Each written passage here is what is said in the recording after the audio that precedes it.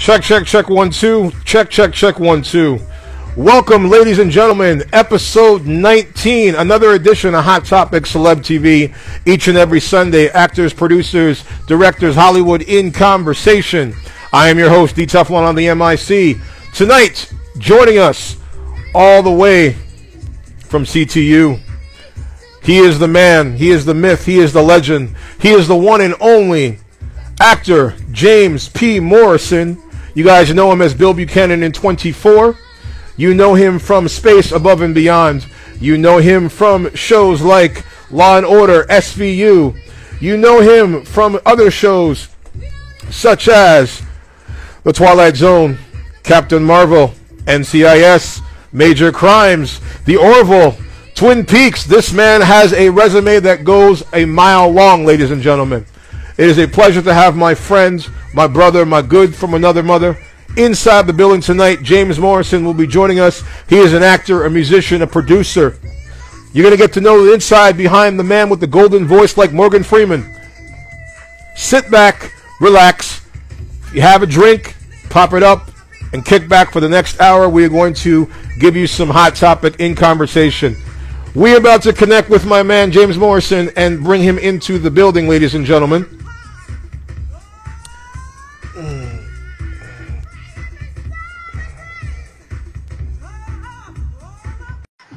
Don't forget tonight, if you missed this episode, you can log on to Hot Topic Celeb TV on YouTube. You can find us on Facebook and Twitter. Don't forget, drop your comments in the comment section below. If you have a question for James or myself, we will answer it towards the end of this podcast episode. I want to thank all you guys for joining in. Don't forget, you can find him at James P. Morrison, myself at DTeflon, on Twitter, on Instagram, on Facebook. We want to thank you guys for joining us tonight. So tonight, he is in the building, the man, the myth, the legend, the one and only, James P. Morrison, ladies and gentlemen. Welcome, my friends. Thank you. Welcome to another edition of Hot Topic Celeb TV, episode 19. How are you, brother? How are you doing? Are we connected okay here? Everything good? Hold on a second. Let me just give a sound check here. Guys, and if you can hear us correctly, if you both can hear us good, please throw a thumbs up in the comment below that you can hear us both loud and clear. Sound check, 1, 2. If you can hear us both, please drop a message. Can you hear me okay, man? I can hear you. I can hear you a little bit. Might have to turn up your volume a little bit, just a tiny bit. Okay. How's that? That's better. Guys, if you can hear James, please throw a thumbs up in the bottom comments below. There they go. There we go. All right, guys. So how are you doing, man? How are you doing? Yeah, everything's good here. Everything is good? How have you been how have you been holding up throughout this this never-ending COVID-19 pandemic? Yeah, it seems to never end. We're doing really, really well here in our little hideaway in the mountains, in the valley of the mountains. Yeah, okay. We're safe and healthy and happy, and my boy's colleging from home, so I'm happy about that. We're all good, man. How have you been adjusting to this whole situation? Like, I mean, just in general, in the sense, not just with obviously, family life, because I think family life, when you're able to spend time with your family more than on our busy schedules that we're used to, it's a good thing. But in the sense of the adjustment of just the unpredictability now of the industry. Well, everybody has their own, perception of this, from their own perspective. Okay. And ours is that Seamus, my son, 21 now, pointed this out early on, and he said, we've been through this before, because we went through a health scare with him that required of us the same sort of isolation and care for each other in the environment that we were in, based on his experience with his immune system. So okay. It wasn't that different. I mean, he pointed that out, and it was. But the other thing is, as an actor, I mean, it's a very weirdly isolated profession anyway. I mean, we're so in fact, as it's changed, as the audition process and the interview process has changed, I really would rather do that than walk into an office and meet all those people. So Do you find what it's for you? It's less pressure that way. Like it gives you more time to prepare. no, I don't think you get more time to prepare. I just think it's you control the environment more. I mean, you have more control of what they see Mm-hmm. because you have the time to do as many takes as you want until you're happy before you send it in. And then whatever happens from there, is the same interaction, but you've started out differently. Because when you walk into those offices, I mean, you never know what they're gonna Mm-hmm. what they're gonna share with somebody and how they're gonna cut it or which take they're gonna use if you even get more than one. Mm-hmm. So I much prefer it. Film and television is just not an actor's medium anyway. You have no control over No. what ends up, which is part of the deal, and you learn to accept it. So. And in fact, I was just going to say, I would much rather go into a room and audition for a play with in that environment for that medium. Mm-hmm. So Well, I mean, for you, I mean, I want to go back from the beginning. I mean, for okay. you, how did you get into one, the business, and two, was it your first choice? Like, did you always have a passion to say, okay, I want to become an actor, or was it something that was sort of just like, I mean, everyone has their own story. I mean, where like for me, I wasn't even looking for this. I wasn't expecting this. It was just one day I walked into my friend's casting agent, agency, and somebody just looked at me and said, "Hey, you look like you could be on TV." And I was like, "What, are you kidding me?" Like, and then I walked into a room and as you know, when you first step into the business, you really don't know what you're walking into. Like, you have no idea what to expect. And I remember walking into that room when they sent me off to this very first, casting call. So when you don't know the business, you're like, okay, you're thinking from the get-go, like, they want me. They don't want anybody else. They want me. Mm-hmm. And I walked into a room and it was like, literally, there was maybe like 700 black guys that all looked like me, dressed like me, same height as me. So for you, like, what was your situation breaking into the business, and was it your first choice? No, it wasn't my first choice. In fact, I've been thinking a lot about this because my sister is, my oldest sister is getting on in years, shall we say. She's, Okay. and she's in a care facility now, and I've been thinking a lot about her because she's not doing that well. I'm sorry. I know what that's like, man. My aunt's going through the same thing right now. Yeah, thank you. So I've been thinking about her, and she took me to see my first play when I was, God, I must have been about 8, 9 years old. Okay. I saw Jose Ferrer in Damn Yankees. Okay. In Salt Lake City, just outside Salt Lake, where I was living before I moved to Alaska. Okay. And I think it was Damn Yankees, so it was about baseball, which I loved, and this thing that I had never seen, live theater. And so I just went crazy for it. And I think that was where the seed was planted. Okay. Because I wanted to make somebody feel the way they made me feel when I was watching that play. Mm-hmm. And I didn't understand how to. I mean, that was the first taste I got that was really a thing you could do in life. Okay. And it stuck with me. I mean, I didn't start doing it then. It was another eight or so years before I did that. But that was, I think, where the seed was planted. And I think that's the basis of it is, and I don't know, I like to think that that's the basis of any creative artist, is that they want to make people feel the way they were made to feel when they saw something that they created. Mm-hmm. I mean, that's part of it, a big part of it, I think. So that was, but yeah, I went through a lot of jobs. I've had a lot of jobs in my life, and didn't like any of them as much as I liked the one I ended up doing. So I didn't have as much fun doing them. I didn't, and a lot of them I just couldn't do, and I didn't care to do. So I stuck with that until I sort of wore them down and they started hiring me for stuff. I think that's basically it. You have to just stick with it. You have to persevere, man. Mm-hmm. So when you, I mean, so for you, like, how did your first break? I know, like, for you, like, the process for everyone is different. I mean, I know that your first major role was a television show or movie project called Automan. So how did that Yeah. transparent? Oh man. You know, that was after years of doing theater. So, Okay. you know, I came to LA from theater, from regional theater, and in fact ended up doing that mostly when I first got here. For the first few years I was in LA.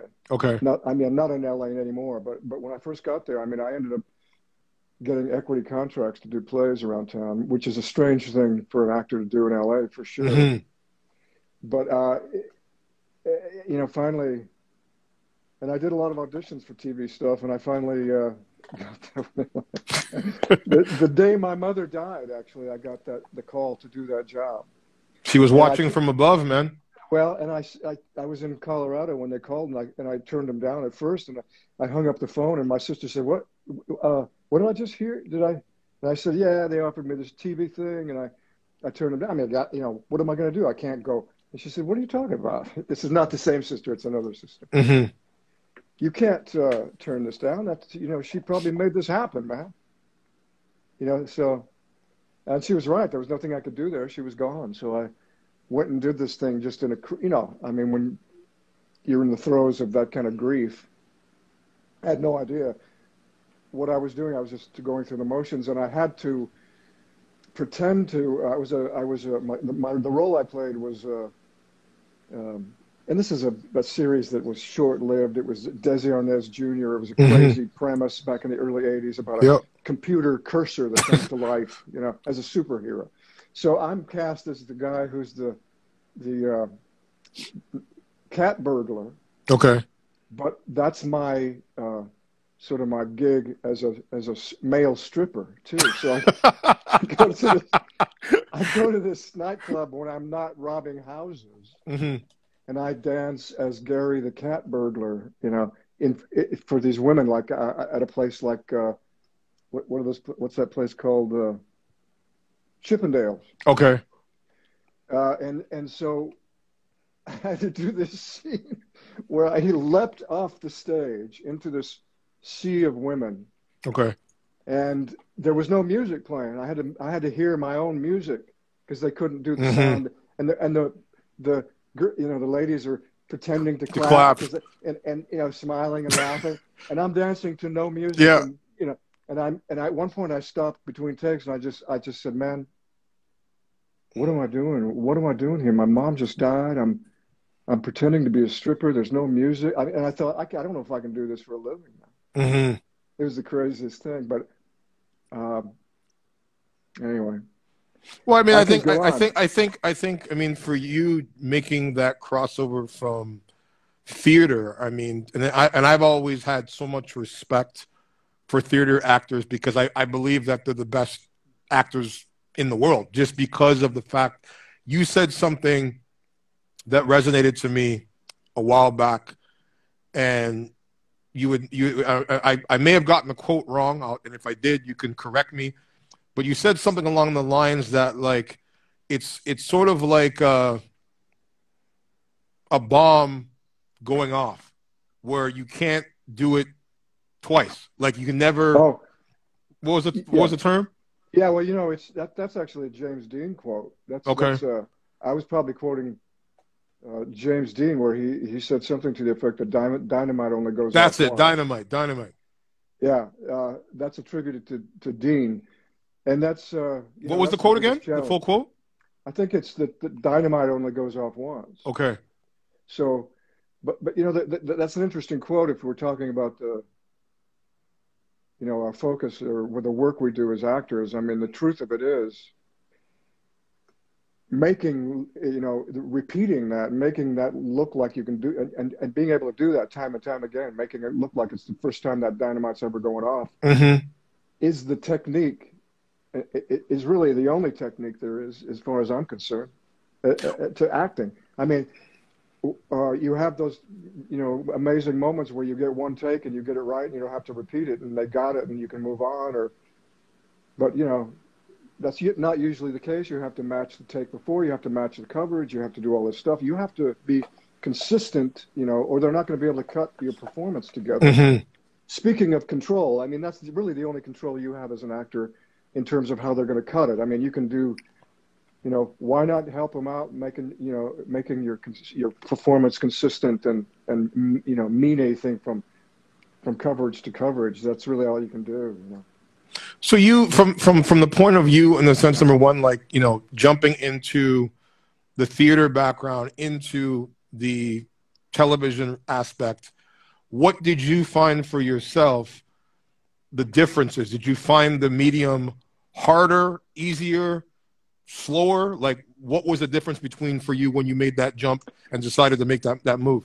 Yeah, I mean, I think that's all psychological. I mean, I have told myself this, that I had trouble adjusting to the different medium coming into it at first. But Okay. luckily I met a teacher who taught me that Harry Master George, and I worked with him for about 30 years. I still, to this day, we talk, and he's in his early 90s now. Okay. And a wonderful teacher, and his basic premise is that it's all the same.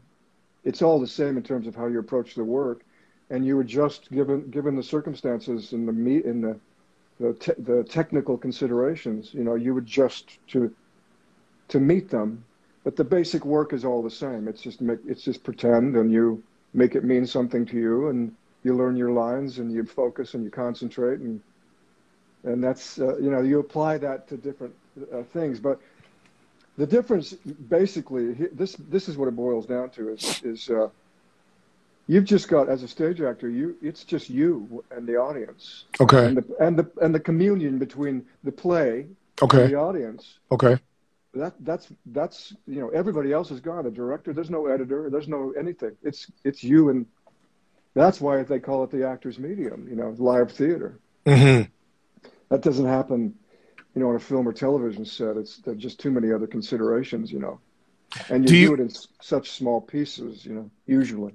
Do you feel that there is, I guess you would say, when it comes to, let's just say, pressure, do you feel that there's more pressure in theater or in working in primetime and film? Yeah, no, I mean, you know, I don't, the pressure is all self-imposed anyway, I think. If you can work without stress and fear and anxiety and all that stuff, you're advanced. And if you can do that whatever you do, I mean, doesn't matter if you're doing this conversation that we're having right now, or Mm-hmm. the work, or you know, there are other pressures that you impose on yourself. I think it's all an inside job, you know. Okay. So, like, for you, in the sense, okay, so you eventually, you know, you moved up the ranks in the sense of the film and television world, and you ended up landing an iconic show, Space Above and Beyond. Tell me how that came about for you, and what was for you the process in getting that role. Well, you know, first of all, to hear Glenn Morgan tell it, and this is the creator, co-creator, and writer of Space Above and Beyond, and we became fast friends and have been ever since. Okay. He's family to me. He just said, you know, I walked into the room to audition and I sat in the wrong chair. And so it sort of threw them off, and they just couldn't stop thinking about that. And so that's why they ended up hiring me. So he kind of boils it down to something that had nothing to do with really anything to do with anything. But the truth of the matter is, Mm-hmm. and certainly it was his ultimate decision, and the networks, let's face it. Mm-hmm. But my friend, oh God, Randy, and man, I'm having a senior moment. His last name just went out of my head. It'll come to me though. Okay. He was the casting director at the time who cast it. Okay. And he had seen me in a play. Speaking of plays, God, I hate that so bad. Just call him Randy. Yeah. So Randy came to see this play that I had done. In fact, it's a play that I met my wife in. Oh, okay. In 1988. And he had seen it, as he's told it, you know, 35, 40 times. And it was a pretty popular, successful, award-winning production of El Salvador. And he had seen it so many times, and he finally, when I walked in, he brought me in for this thing, and he said, you know, this is the guy. He said to Glenn and Jim Wong, you have to hire this guy for this. So he was really in my corner. Okay. You know, Randy passed a few years back, and here I am dishonoring his memory by, I mean, it's gone, man. His last name is just gone. Anyway, I'll think of it before we quit. Randy, rest in peace wherever you are. He hasn't forgotten you. Randy, rest in peace, and I love you, man. So for you, like, what was that experience playing that character, and what was your approach in the sense into playing that character? You know, again, it was just, man, I'm a Marine in space. You know, I'm a commanding officer of these young hotshot, you know, eye candy jet pilots.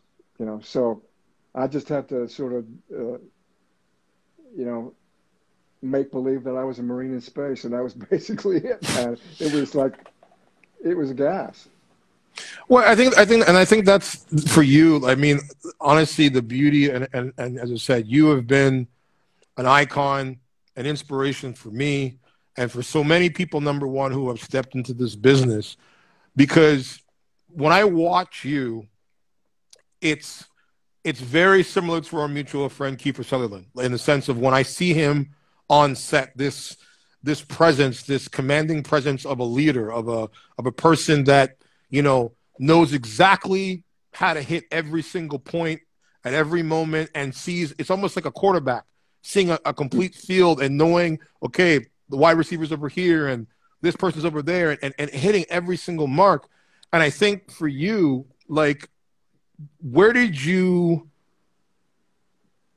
I guess you would say, where did you find or say for yourself, or even in retrospect, like, being a person that has taken on these roles and has this sort of commanding presence to be so believable as a leader? Where did that come from? No idea, man. Honestly, you know, when we talk about this kind of thing, I always think of the quote, the Alan Watts quote, you know, trying to define yourself is like chewing your own teeth. Okay. And so when we talk about why we're cast as certain things as actors, and why we come across as certain things, it's just impossible for me to even speculate as to how that works. I mean, you know it when it's happening, because you get typecast as certain things, and you try to break that mold because they think of you as a certain thing, and you can't do anything else. And so you grow your hair long, and you grow a beard, and you know, do the bad guys for a while, and you think, oh, Matt's going to look different than that thing I did in CTU on 24. You know, so you can mix it up a little bit. But you know, enough about me. You know, speaking of, you know, you mentioned Kiefer and his focus and concentration, and that's really what it is, man. He just it's kind of superhuman, actually. And when you get that energy and you work with that same energy, because I feel that I can concentrate to the same level. So we just, you know, we met in that moment, and you know, it was a I think there's a mutual admiration, and you kind of see it when we're working together as Jack and Bill too, I think.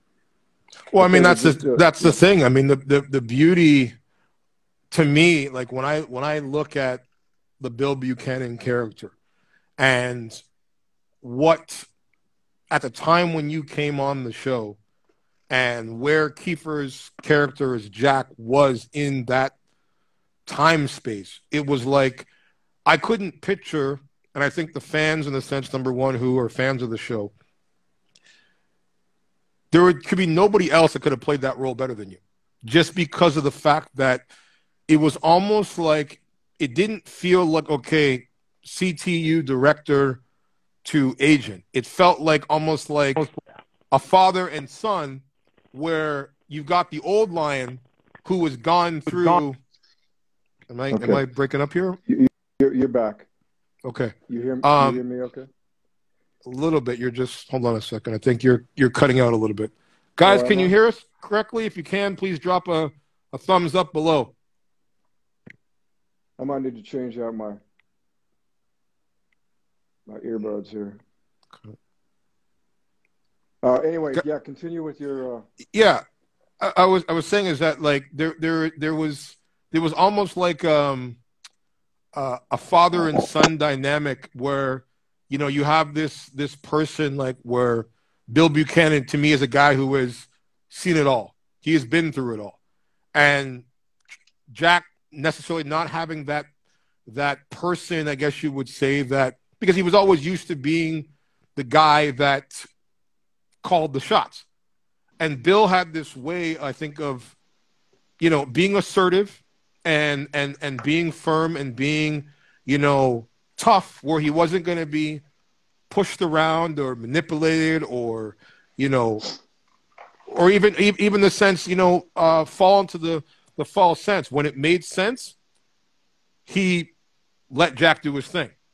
When it didn't make sense, he was like, okay, I'm still going to let you do your thing, but you're going to have to prove to me the decisions that you're making are the right decisions. And I feel for you, like when you, as an actor, are able to come into the way that you came into the show, and the show had already been developed and already had that machine already going, and to me, to flow in there the way that you did, I mean, what was for yourself, like when you landed that role, like how did that come about, and what was the process? Because I know how tough the process for 24 casting is. Yeah, I mean, I was just flying by the seat of my pants, man. It was, I've said this before. It was like joining a train that was moving at a pretty good clip, and they didn't really slow down for you. You just sort of had to run along and jump in, and not knowing the show that well when I joined anyway. I mean, I'd seen some episodes, I'd seen one before I auditioned, and then, but I think that the thing that occurred to me while you were asking me that was, the format of the show, the real time format, the in the moment urgency of the battling the clock and doing all that stuff, that sort of superseded everything. So you really didn't have time to think about. And it was all being revealed to me personally as an actor. Okay. Moment to moment. Anyway, I mean, my past story with characters, or what I was capable of doing, or where I came from. I mean, that was all just being revealed to me. I didn't have a lot to go on, so I just had to be open. And I think that's really what I'm saying, is that you just have to go into that sort of experience with a beginner's mind, So when you get presented with a role, especially like a role like 24, what attracted you to this character? What attracted you to playing this character? Well, that's what I mean. I mean, I had no idea. I had no idea where I was coming from. I mean, I knew what the script said. I mean, I knew what you saw. Okay. I didn't know anything other than that. I knew that I came from division, and that I was coming in, and I was briefed, on the way over, that Jack had been taken hostage and that I was going to help them get him back. But everything else just happened spontaneously. And so my job was to be as open to whatever was coming at me. I mean, in every context. Do you feel that because, as you say, the 24 clock, the instant, trying to catch up with, and get everything done in a short period of time, do you feel that your theater background played a major,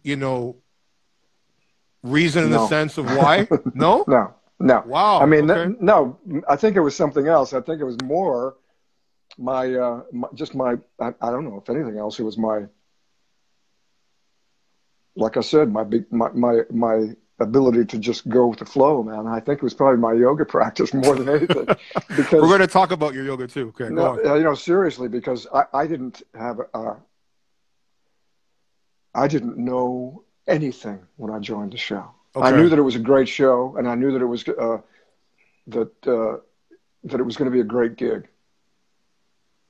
And I admired the craftsmanship of the series, and I admired the willingness they had to just do anything in the moment, to get the job done, I admire the actors, and I admire, Kiefer was spectacular on it. So, to me, I mean, I always felt that show like many others in the sense that and I've said this sometime, that if it wasn't for 24, we would not know binge watching TV as we see today. Because to me, I felt that that show set the precedence of, because it was like, as I said, for an hour, you felt you were watching this high budget motion picture film every single week, and you were glued to, you know, it was like a ritual to people. It's like, even when I first started watching, because I mean, I remember I didn't start watching it until the SAG shut down, like when the writer's strike happened.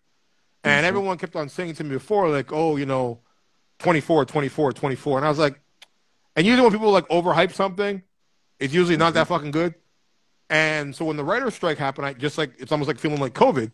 You have this time now to be like, okay, well, I'm home now. We're not working. We're not doing shit. Let me put it on. And I remember I watched I think it was your season. It was season 6. And I watched one episode, like literally one episode. And I think when you came on, I was like, whoa, this dude just took the whole temperature of the fucking show to a whole new dynamic that I'm like, you know what? Before I get invested in this and what this guy's about to do, let me go back to so I literally binged, went out the next day. This is back when you used to buy DVDs and shit. And I spent like a fortune, went into every Blockbuster, any place I could find to buy a DVD. And I watched every single episode all the way up until season 6 started.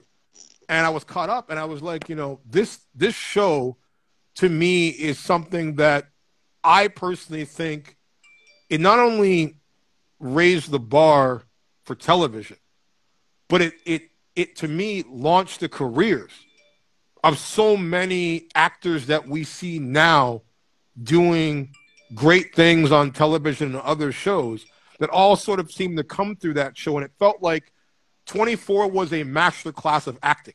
Like if you were there, it was either like, okay, you're either getting the ball and you're running with it, or you're dropping with it. So for you, like going into a show where it's so unpredictable, characters getting killed off left, right, and center,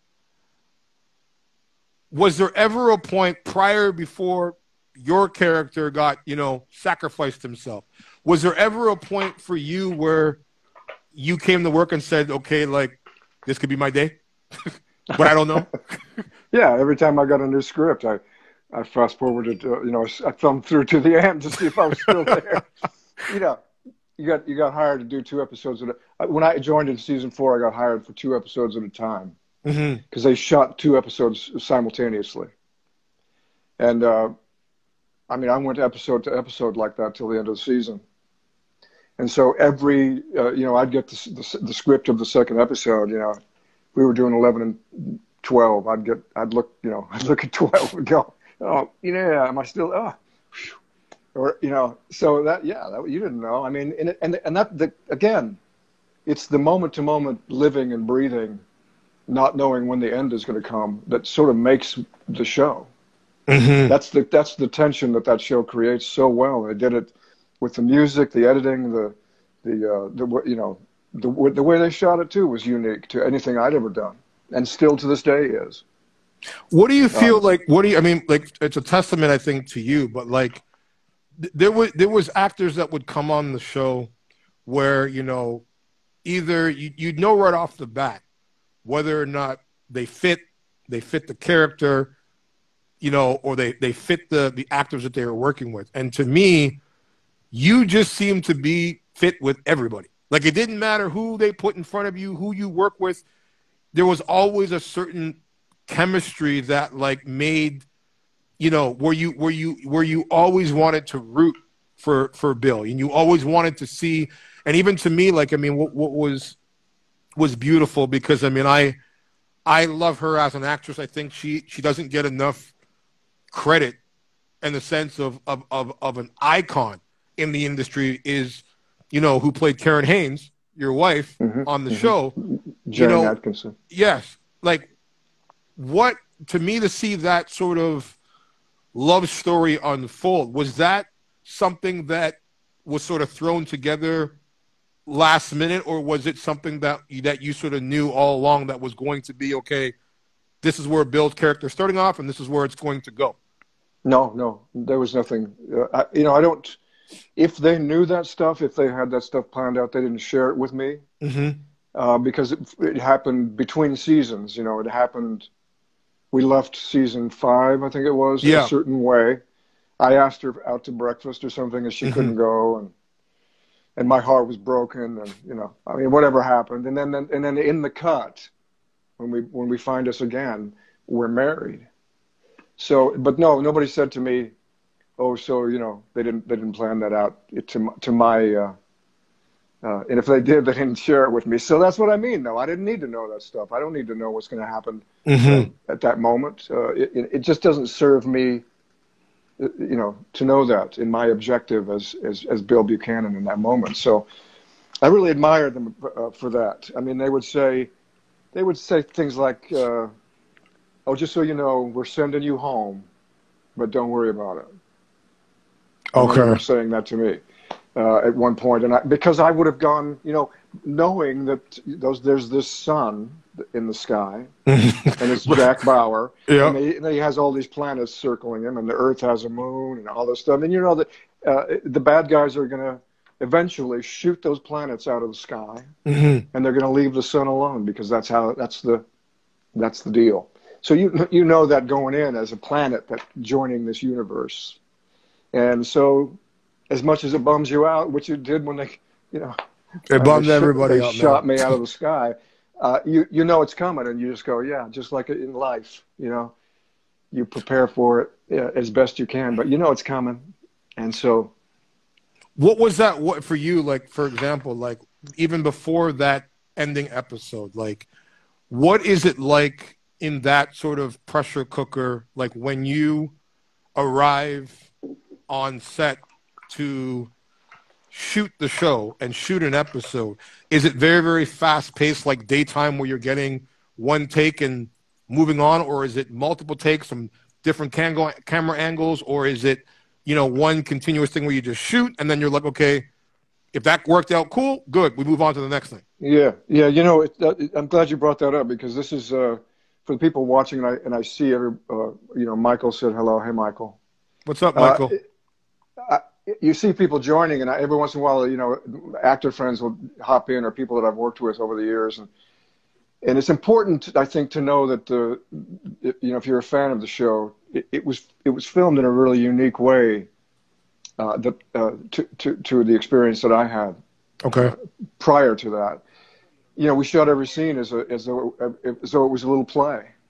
We shot it from beginning to end, with a setup from, you know, far away. And then we got closer, and we'd move in, and then eventually the, you know, Guy Skinner, the handheld guy, would join us. Okay. That great camera work that he did, and he became a part of the scene. That's what I heard. I've heard that. He was a scene partner, man. He would, you know, you would do your blocking and like you were choreographing a little dance with Guy, so he could do the pops of the props and the phones and the computers, and then back up to the thing. And so that stuff was. That was really unique to any way I ever worked before. And then if something happens in the middle of the take, you go back to the beginning of the thing, and you seldom do pickups. It's just like every scene, and you rehearse that way too. You rehearse as though each scene is a little play. And then, of course, the hard part for that is when it ends and you go work somewhere else, and you're working a different way now. The adjustment. You make an adjustment, and the adjustment can't include, you know, on 24, what we did was, because, you know, you can't really say that. So that was a hard adjustment. Leaving in the first place was a hard adjustment because, you know, as a freelance actor, you're suddenly thrown out to the wolves again. You know. So when, I mean, on that last day that, you know, I mean, because I'll admit, I didn't even see that shit coming. And I knew that show like the back of my hand. And when you got up and ran into that room, I mean, there's only been maybe 3 moments in television, and even knowing you, even 3 moments in television as a friend, and I was like, I started crying. Like I was literally crying because I was like, it's when you know that a show has done its job, where like it sets the show where you think, okay, you know what, like it's losing steam, and it just puts a bolt of electricity right back into it because you're like, if you can fucking kill off this guy, like what other shit are you gonna do? And so to you, like, what was it like for you in that last day on the show? Well, it was bittersweet. You know, it was sad, and it was a lot of gratitude for having been there that long, and I made some dear friends for life. You know, but it's really, you know, to their credit, to the showrunners' credit, you know, Howard Gordon and Joel and those guys, all of them, that put this thing together the way they did. That if they can, knowing their formula is what it is, and they're going to do something outrageous at every turn, and you're still surprised and moved by something like that. That you know, the other thing is, when I think about this very thing is, because I loved being there so much, and it was such a great place to work, and I was so sad when it had to end. You know, you look at those shows like that you really start to love the characters in, like The Sopranos, or any of the ones that are really the character-driven things. And this really wasn't a character-driven thing, except for, you know, a couple of characters. But I mean, mostly it was plot-driven, and it was a formula, you know. But they invented their own. You know. You know, you really get pissed at them when they kill people you like. Oh yeah. And I mean, I've been pissed at showrunners and shows too. I'm just going, man, what'd you do that for? Just, I mean, it wasn't you. If you liked the guy, it's one thing. But what I mean is, if you didn't like the actor and you killed him because you just couldn't stand working with him, that's one thing. I get it. But if you just do it for, I don't know. See, but the thing with the beauty about that was the way that, for example, like what you just said, like, you get pissed, but it's like almost like they had this methodic way of doing it, where like you hated the character of a certain actor at first, and then right towards like the very ending of their last episode, they would do something heroic, where you're like, "Fuck, I start liking that guy." Like when you look at Sean Astin's character, like I could not stand him.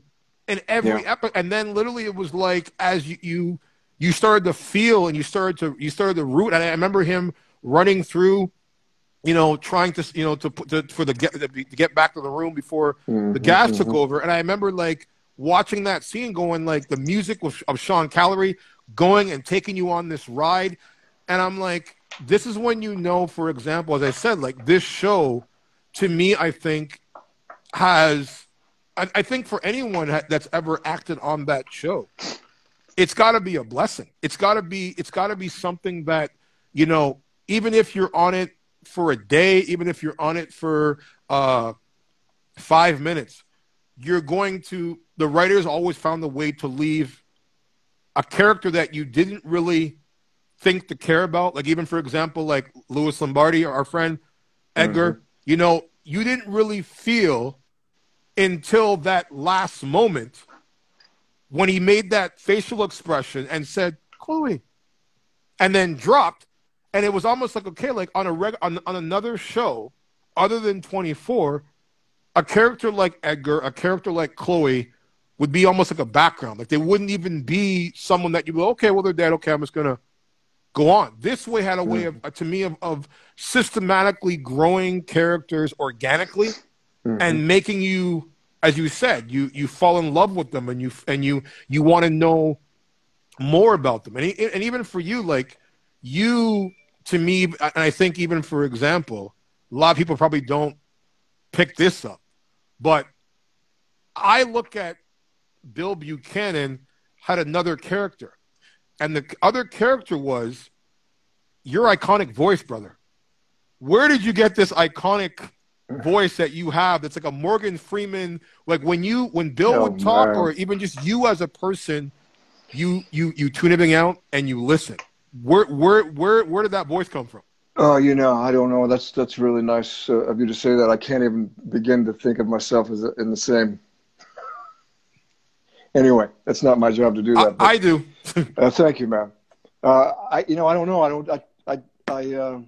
I do know that I went through a lot of years where I was told that I had vocal problems. So I think when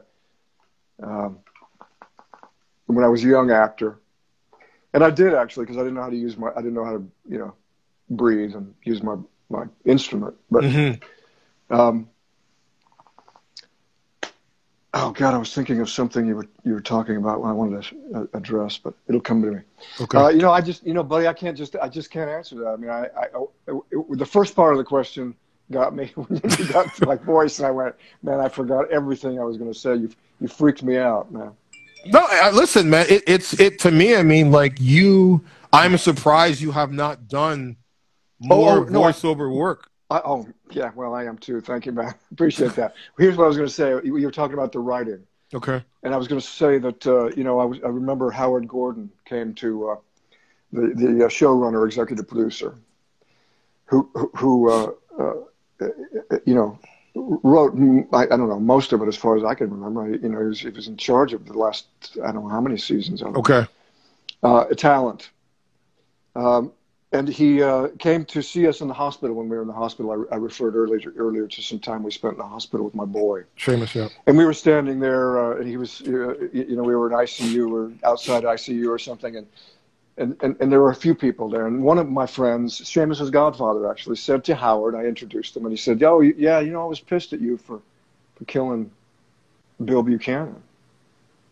And Howard just very calmly said, "But I'm the guy who hired him too, so." and I just was standing there nodding because you can't, they did right by me. That's what I'm saying. I mean, I'm very grateful to them for the way. Well, I mean, him going out the way that he did would be the only way that Bill Buchanan. I mean, for me, I think what left me unsettled with that situation was what was his relationship with Karen Haynes, like with his wife at that time, because I was like. Yeah, when just the fact that was he not thinking about her, and that's what made right? I didn't even call her and say goodbye. Exactly. That she knows I was thinking of her. The very last thing before I fired that gun. So, like for you, in the sense, number one, like you have also dabbled, of course, as into music. Where did the music come from? Where did the passion for music come from? Well, I think it's the same thing that I said before about when I was influenced by certain artists when I was young. I mean, and I heard Bob Dylan for the first time, and the Byrds, and the Who, and I mean all those guys that. Even before that, I mean, when I was really little, I put "Rip It Up" on the 45 of Elvis Presley singing "Rip It Up." Okay. And I just play it over and over again. Leave the arm up on the record player. You're too young to remember that.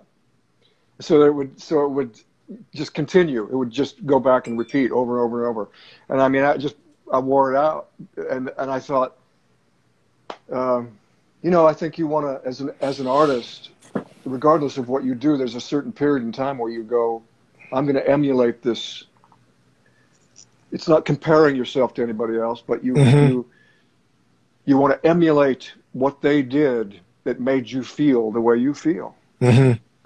So however that means is you discover what your offering is, or you discover your gifts, or however you want to put it. You set out to emulate that kind of thing. The musician that moved you, the poet that moved you, the actor that you loved. You just go, okay, I'm going to figure out how to do this in my way.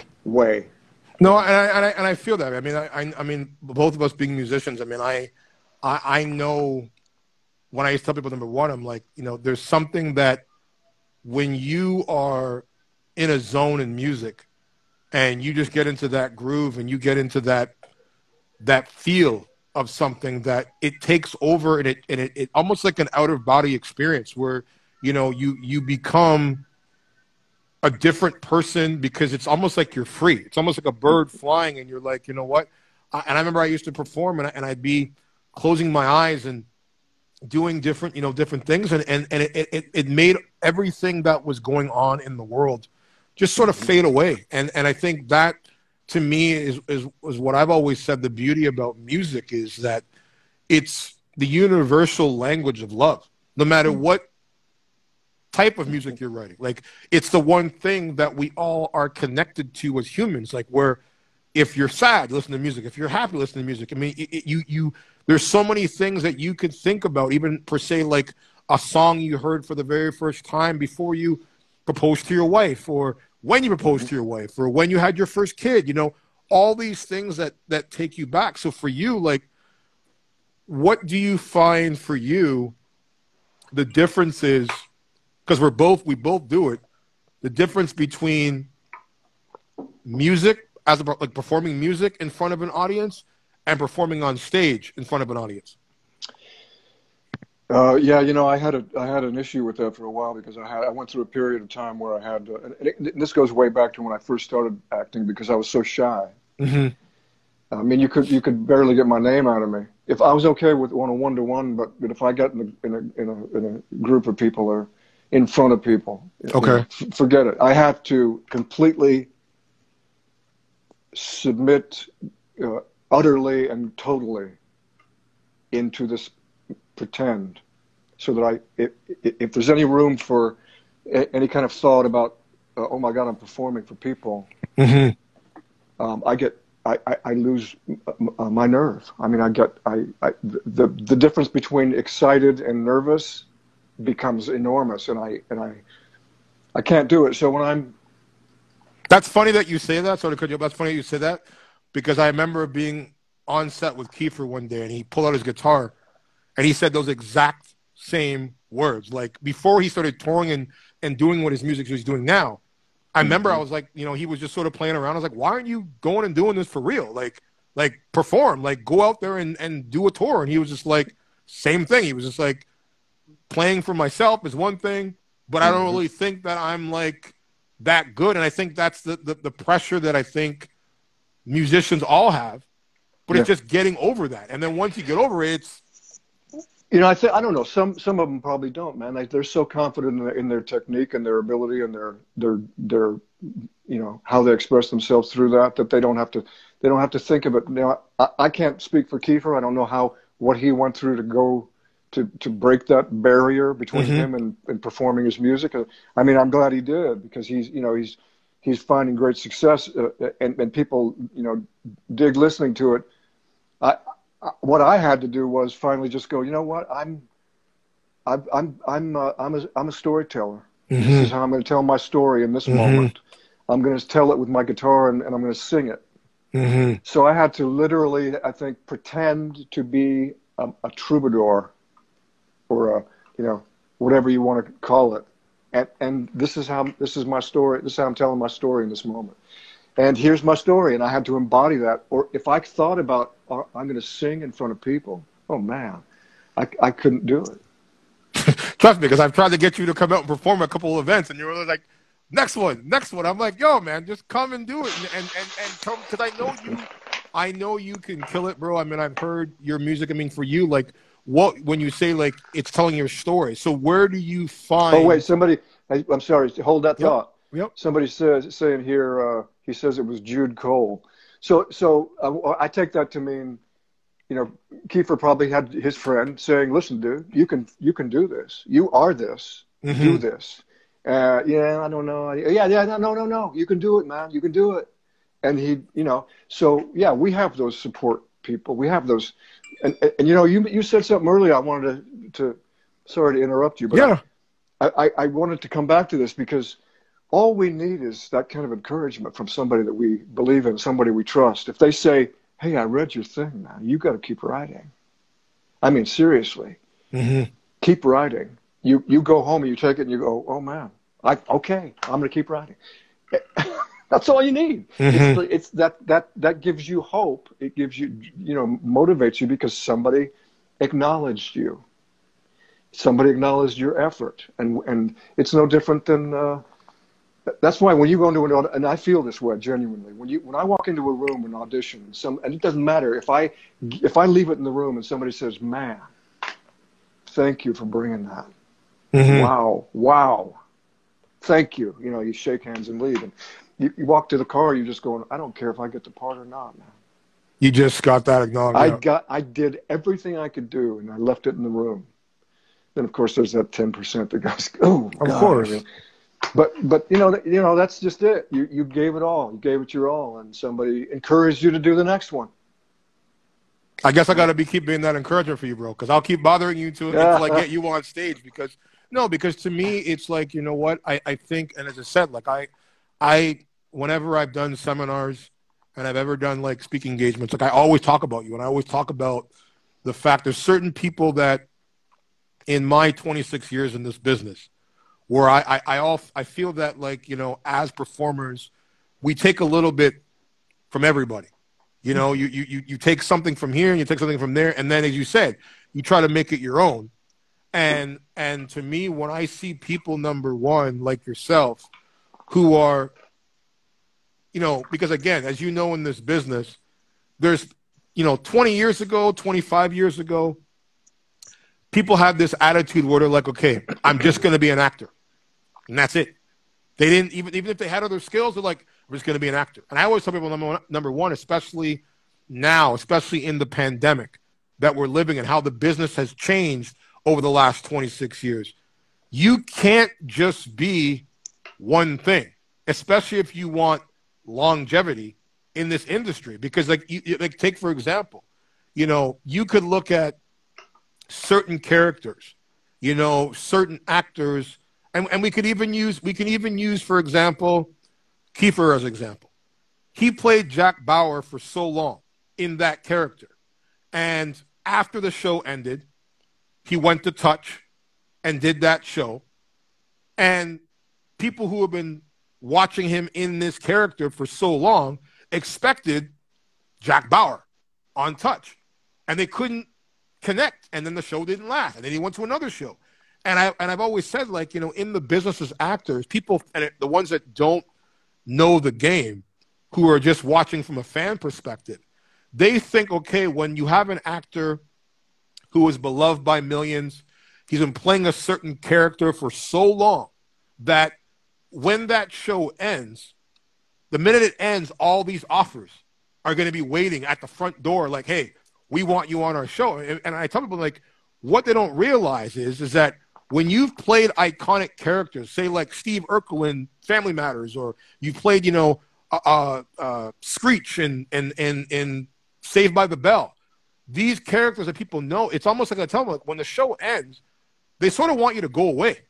Like, they want you to go away and disappear for a while. And I didn't get to ask you this question too, because I feel like if you don't figure out a way to reinvent yourself and come back with something fresh when you're, you know, going for a new show, and that's where I look at for you, like, was the approach when you left the season 5, or even not season 5, when you came back for season 7 on 24, you came back with the beard, the hair. Was that just part of your process of saying, okay, I want to reinvent myself as a new character or a person? And the second part of that question is where do you, as you said, telling your story with the other roles that you have gotten after 24, has the music been able to allow you to tell the story of the evolution of James Morrison as a individual, as a human, and then you apply that into the roles that you take and what type of roles that you take in the characters that you choose? You know, I guess if the opportunity presented itself, you know, I certainly, but let me see if I can. You went a lot of different places. Yeah, I know. So okay, so first we'll go with the sense of, number one, the music. That like, where do you get... you're talking about when you know, inventing yourself and exactly stuff. You know, listen, I think I talked about this the other day when I was interviewed by a friend about the closing of the Center for Yoga in Los Angeles. Okay. He was there since the late 60s, and I taught there for 10 years, and it closed down not too long ago. Okay. As a result of the pandemic, and all, you know, the teachers, I had stopped teaching it for a while, but we all had really great memories. So we were talking about I was talking about, going from teaching to back to work, because I was doing it while I was on 24. I was teaching. Okay. And jumping from one thing to the other. And I think,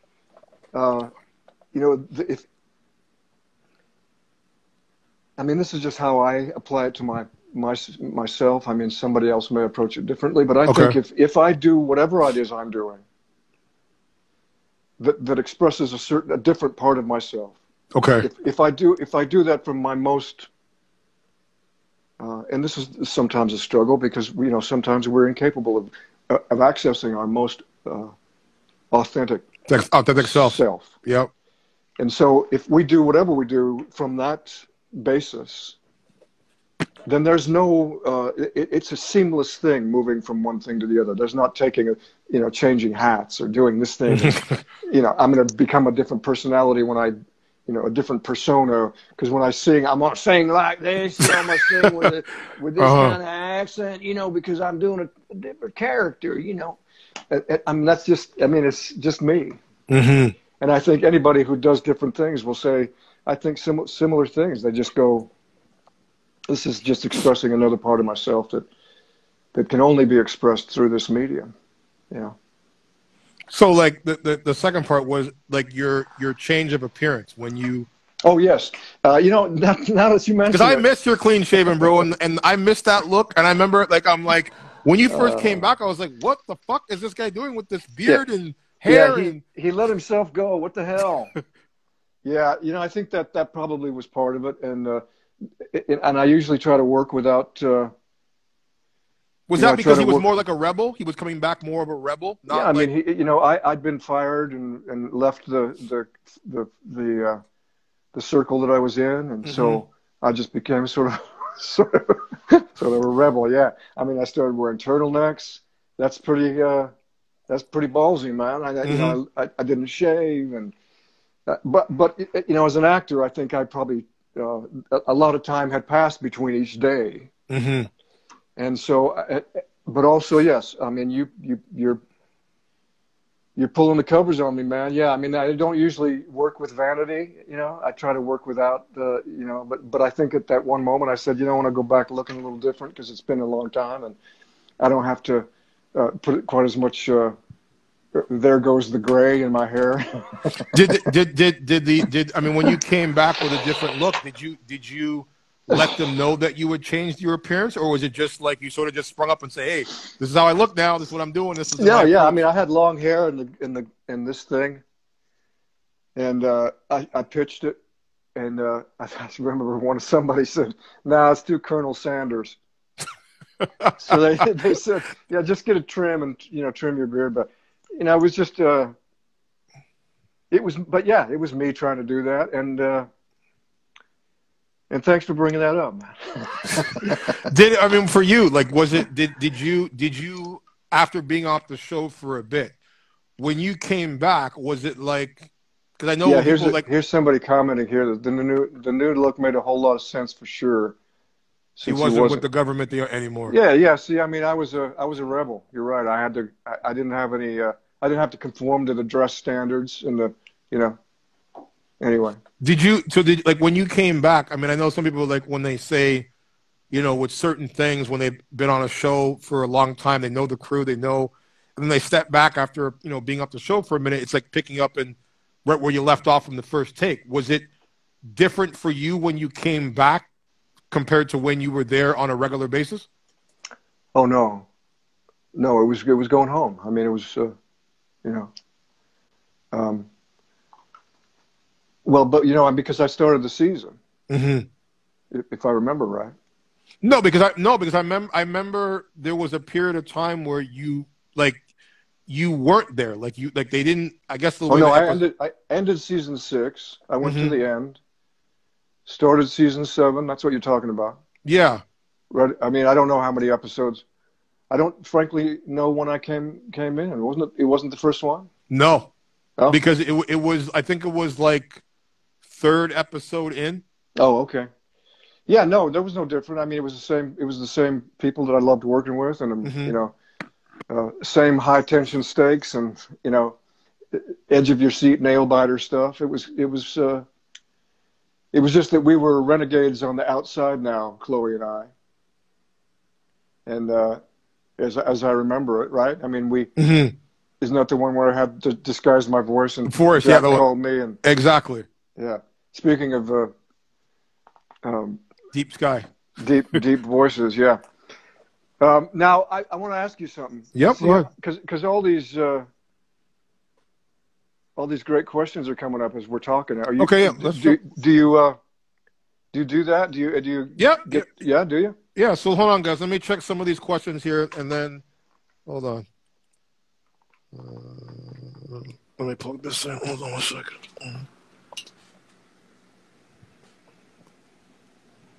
Guys, if you have a question, you can drop it here below. So yeah, every once in a while I'll see that people jump in, and I'll go, "Hey, that's a friend of mine. How you doing?" We can actually probably take a caller in here as well too. Really? Yeah. Guys, if you want, I'm going to take a caller. So if the next person that wants to jump in and ask a question, I will connect you into the live. And if you're caller 27, you'll win you'll win a car. You get a car, and you get a car. You probably didn't do that because you're a lot younger than me. But man, when I was a kid, and we had dial phones, man. So did I, man. Really? Yeah. So you're calling the radio to win the radio. I actually still have my dial phone that spins. Yeah. It's one of those iconic things that, you know what, I don't ever let go. I look back. It's a great thing. Sorry. Yeah, listen. It reminds you. Speaking of music, that reminds you of your past, right? Mm-hmm. But I mean, I remember, calling, trying to be caller 56. No, you're caller 36. You're caller 37. You're caller 42. You're caller 62. No, I mean, listen, man. It just jumped over me. For me, I especially during these times that we're going through, I mean, I miss a lot of the things of the 70s, the 80s that I grew up, experiencing. Yeah. And because life to me was more simple. It was less chaotic. People were more kind. And even to me, like, and I want to get into this, especially when it comes to social media. You have been like me since, over the last, I took a break because, as you know, all the crap that I went through, dealing with stalkers and everything else. But I know that, you became very, very vocal on Twitter and on social media, and to me, a lot of times you saw this, as I said, this Bill Buchanan style come out in your approach. And I think that, a lot of people have probably asked this question because a lot of the points, if you guys do follow James on Twitter, he would make a lot of great points about things that are going on to today's society, the way that, the country is being run, and I'm sure that, and I've said what he's trying to say is I'm very opinionated, he's very opinionated, but the difference is that, to me, there's a difference between having opinions and having facts. And for me, I'm like, okay, look, I'll debate with anybody as long as you have facts. Don't just start spewing a bunch of bullshit that don't necessarily make any fucking sense.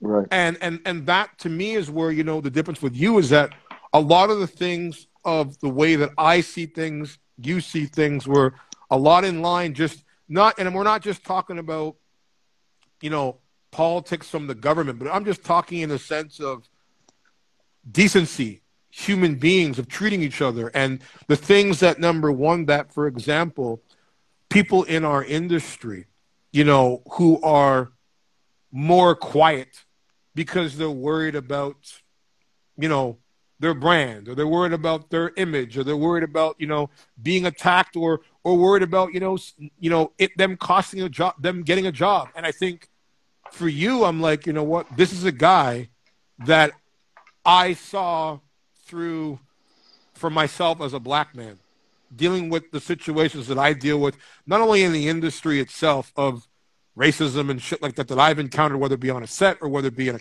any aspect of the business, but just overall as a black man in society.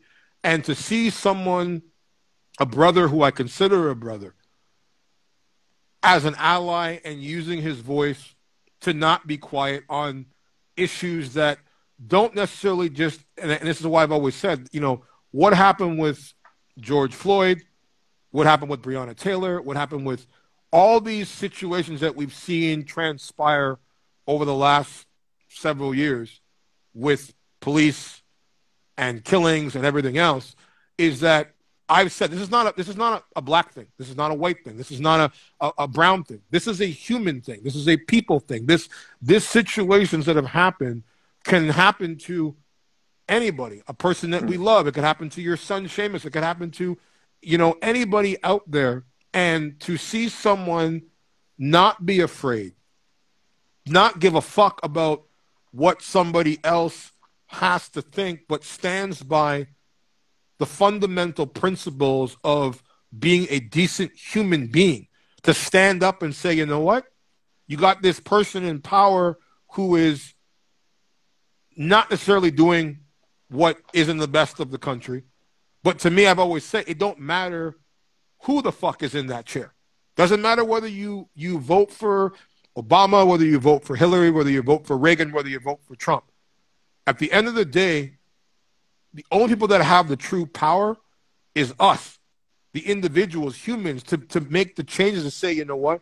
I want to end the way this shit happens. I want to end this. And it's, but unfortunately, we live in a society where, and Obama said it best, there are so many people that love to talk from the bleachers, but they don't want to get into the game and fight. They don't want to get into the game and get their hands dirty. And to me, the way that I watched you over the last several years be vocal on Twitter and take that commanding presence and say, you know what? You know, because again, people would look at you, and from the demographic in the sense, number one, that you would expect, you know, you're the opposite. You're the opposite in the sense of where you're looking at, okay, you got a white guy in the sense, number one, who's saying like, look, I'm not going to stay quiet on situations that, even though you may not walk through the same shoes that I walk through and see the same things that I see as a black man in the industry and on the street, but you know the difference between what's right, what's wrong, and not being afraid to be an ally and a champion and a voice. And I've said this to you before. Did you ever consider running for office? Because I think you'd be fucking great.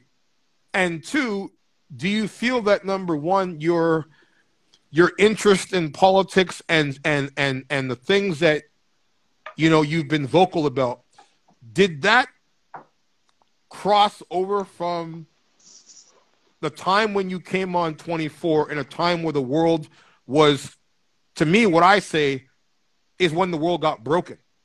It was 9/11. It wasn't what we're dealing with right now. It was 9/11 in the sense when 24 came out and being in the climates of terrorism and all the things that are happening. Do you feel that for yourself that played a part in why you're so vocal on social media? No, no, not really, because of the era that I grew up in. You know, I mean, I grew up in the Vietnam era, and narrowly escaped being drafted to the Vietnam War at a time when it was at the height of its unpopularity. You know? Okay. So I mean, that's when I came of age, and I came of age politically, you know, during a very tumultuous time, and we were very divided. Everybody's divided as we are now. I mean, we just didn't have all these different means of expressing ourselves. You know, I mean, you talked about you know, how ugly it is now, but you know, and the times are, we've got these you know, the social media and stuff. But you know, what we also didn't have when I was growing up was we could never sit here on this telephone and do what we're doing right now. Like and people, you know, watching us, and I mean, that's so amazing. But this is the thing. This is what I've always said, that, you know, we live in a society now where people talk about each other and not talk to each other. And I always say, like, you know, the biggest problem that we have in society, just as a whole, we don't communicate. Like people express their opinions, and Mm-hmm. understand it's like you may have your opinion, I may have my opinion, but it doesn't necessarily mean that either or is right, either or is wrong. I think it boils down to respect. And, and someone said here, Sacred Heart 21 said, known personalities tend to be careful in their post and prefer to craft the perfect response. What I appreciate about you is that you speak from your heart without filter. Well, thank you. Although I must admit that, you have to kind of, there's a little bit of craft involved in that too, because if you want to be, you want to make sure that you're expressing yourself. It's a tricky thing because you've got so little space to do it in. And have I made mistakes? Yeah, I've made mistakes, and I've apologized a few times for being, I don't know, a little too strident, maybe, and a couple of times even wrong. And so that's what we're here to learn. I think it was what it boils down to. Mm-hmm. And not that I'm an authority on much, but I do know that if we're open to that responsibility and keep an open mind, as going back to the first of the discussion when we were talking about the beginner's mind and just going with the flow. I think if we're really listening to each other and with a sense of what is the difference between wrong and right, then I think it's our responsibility to speak where we can and to use that responsibility wisely. I mean, no matter how whether you're well known or not, whether you have how many followers you have, if you have 6 followers, I mean, they're still listening. Mm-hmm. And you want to. Well, I look at it. It's like a pebble in a water. It's like a ripple effect.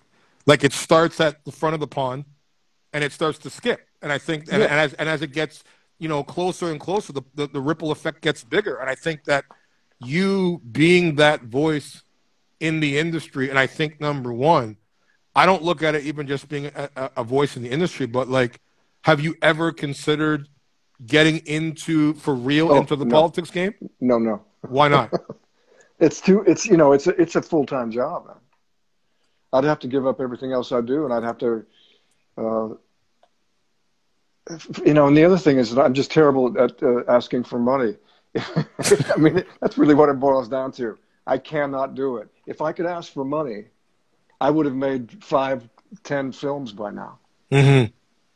It's just the hardest thing for me to do, and you end up being beholden to people that you don't want to be beholden to, unless you are really good at not being beholden to them for it. But even those that we admire the most end up compromising themselves because they were lobbied or they took money from somebody. That's why we have to hold all their feet to the fire, no matter if we support them or not. We have to call them out when they're wrong, and encourage them when they're right. And, someone said here, James kept me sane last year because I was seeing and reading comments that assured me that others think like me. Oh, that's nice. Well, whoever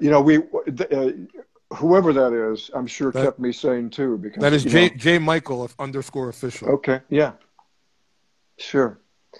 You kept me sane too, man, because we're all in the same boat. We're all we sink or swim together.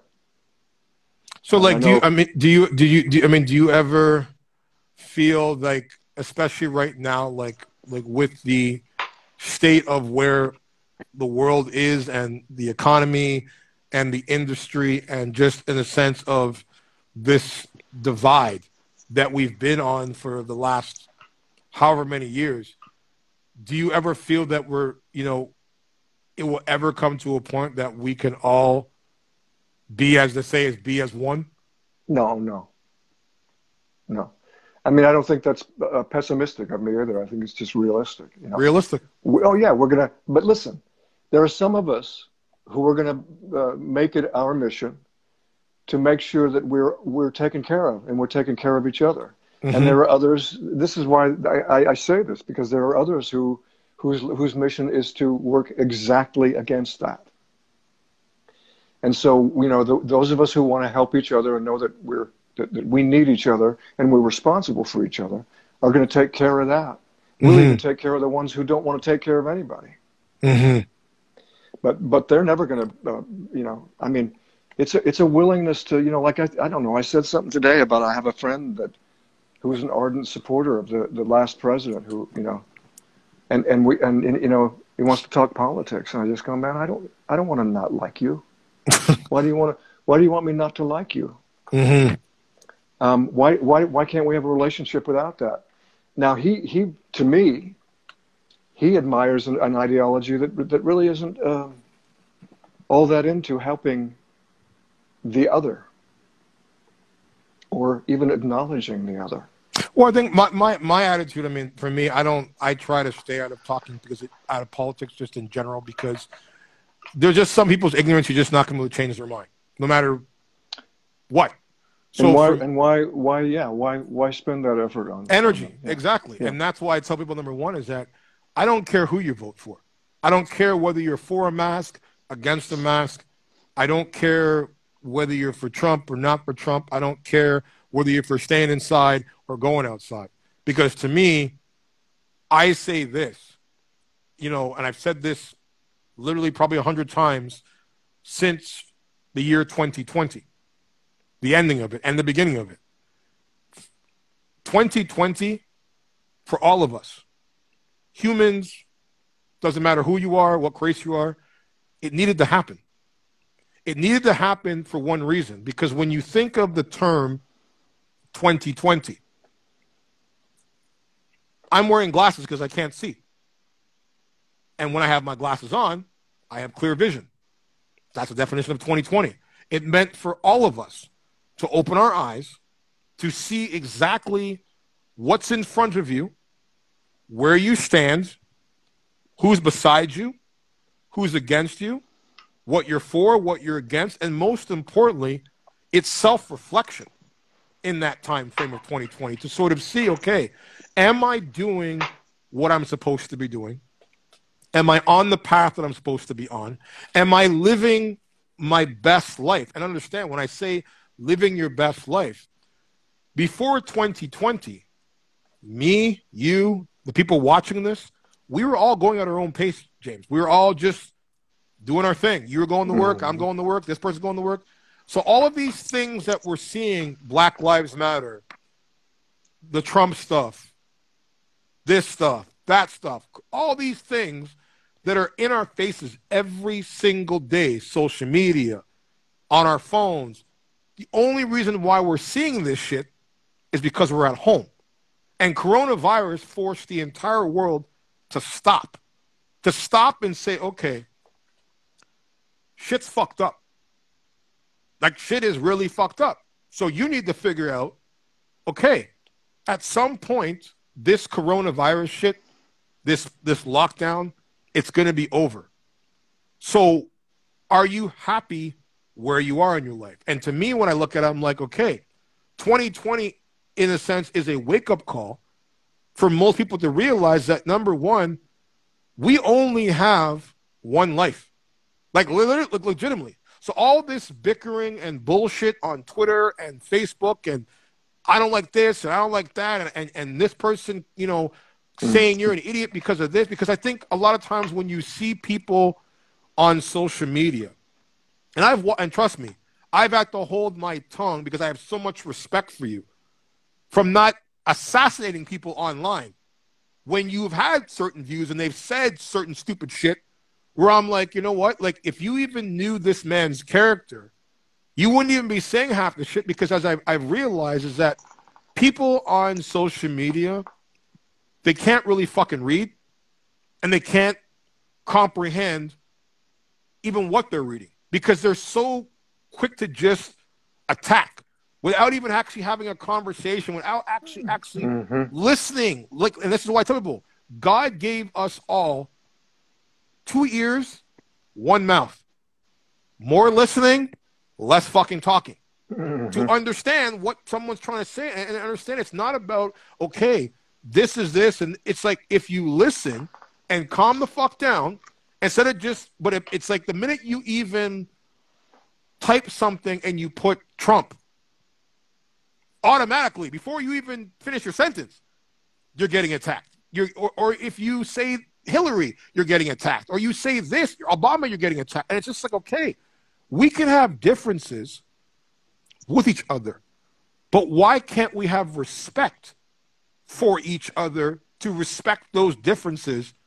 But people nowadays, I think that they're so focused on bringing the negative energy. And this is when I say that prior is that we only get one life, James. We only get one life in this planet that we're on. So why are you going to spend your energy focusing on shit that really don't matter? Because when I look at when people sit there and say, well, I'm for this president, and I'm for that president, and I'm for that president. And I'm like, hold up a second. In all of your, and I'm going to ask you the same questions I asked somebody last week. In all your years on this earth, from the time you were born, from the day that you lost your mother, rest in peace, was that president at that time when your mother passed, did they show up to your front door, James, and say, James is going to be okay? I'm sorry for your loss? No, exactly. I don't remember him doing that. And all your years on earth, in whether it be loss, whether when you lost a job, whether when you got fired from a job, whether when you had your first kid, when you bought your first cat, when your sister was sick, did any one of these presidents that people go so up in arms for do anything for you to change those situations, to be there to comfort you, to be there to hold your hand? No.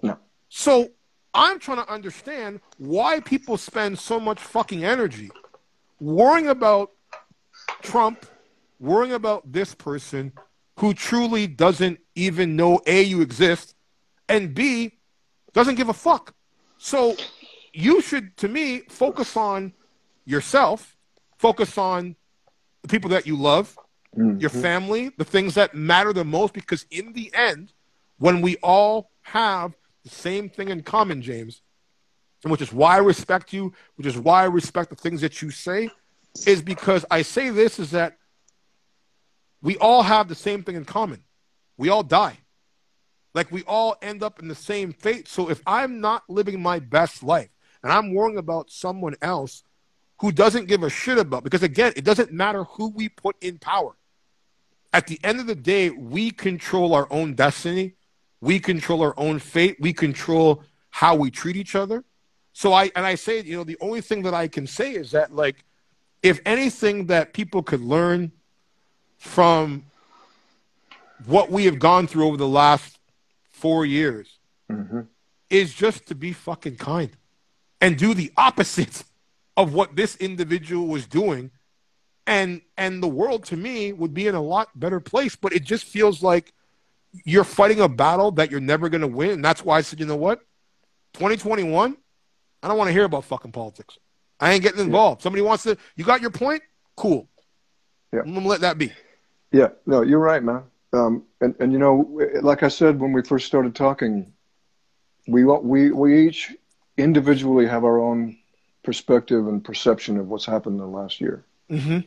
But the fact is, it's not something like, we have an expression in my house when something happens that we get upset about, or it's trying or challenging. It's that we just say, it's just not brain cancer.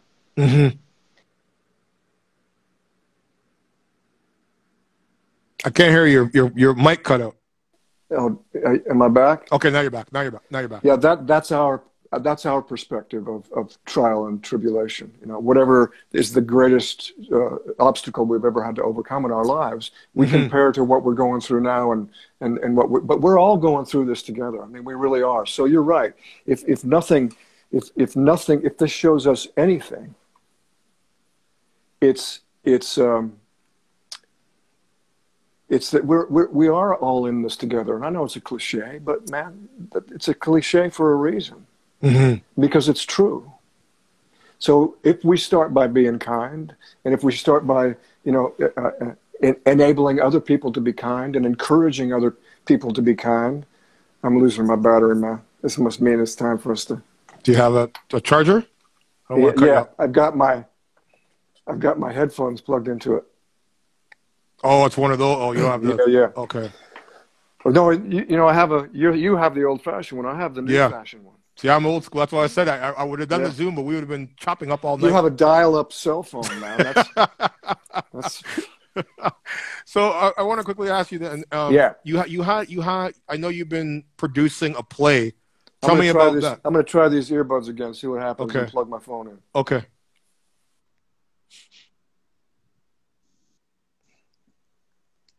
Can you hear me, man? Yep, I can hear you. Okay, great. I'm going to give myself some power. Okay. Yes, you were talking about. Yeah, I know you were producing a play. Tell me about that. Oh, the play that I wrote. Exactly. Yeah. Yes, my one-man play that I wrote about myself. Okay. It is. It's my story, and I'm sticking to it. So for the people who haven't seen that, tell them about what the play is about, what the name of it is, where they able to see it anywhere. Yeah. It's called "Leave Your Fears Here." And okay. It's a story of the changes that my son's brain cancer put me through, and how I perceived it. So it's really sort of my story of my awakening through that experience, and how my boy, his illness woke me up, and how he responded to it woke me up, and just some of the things that I went through that my perception of events.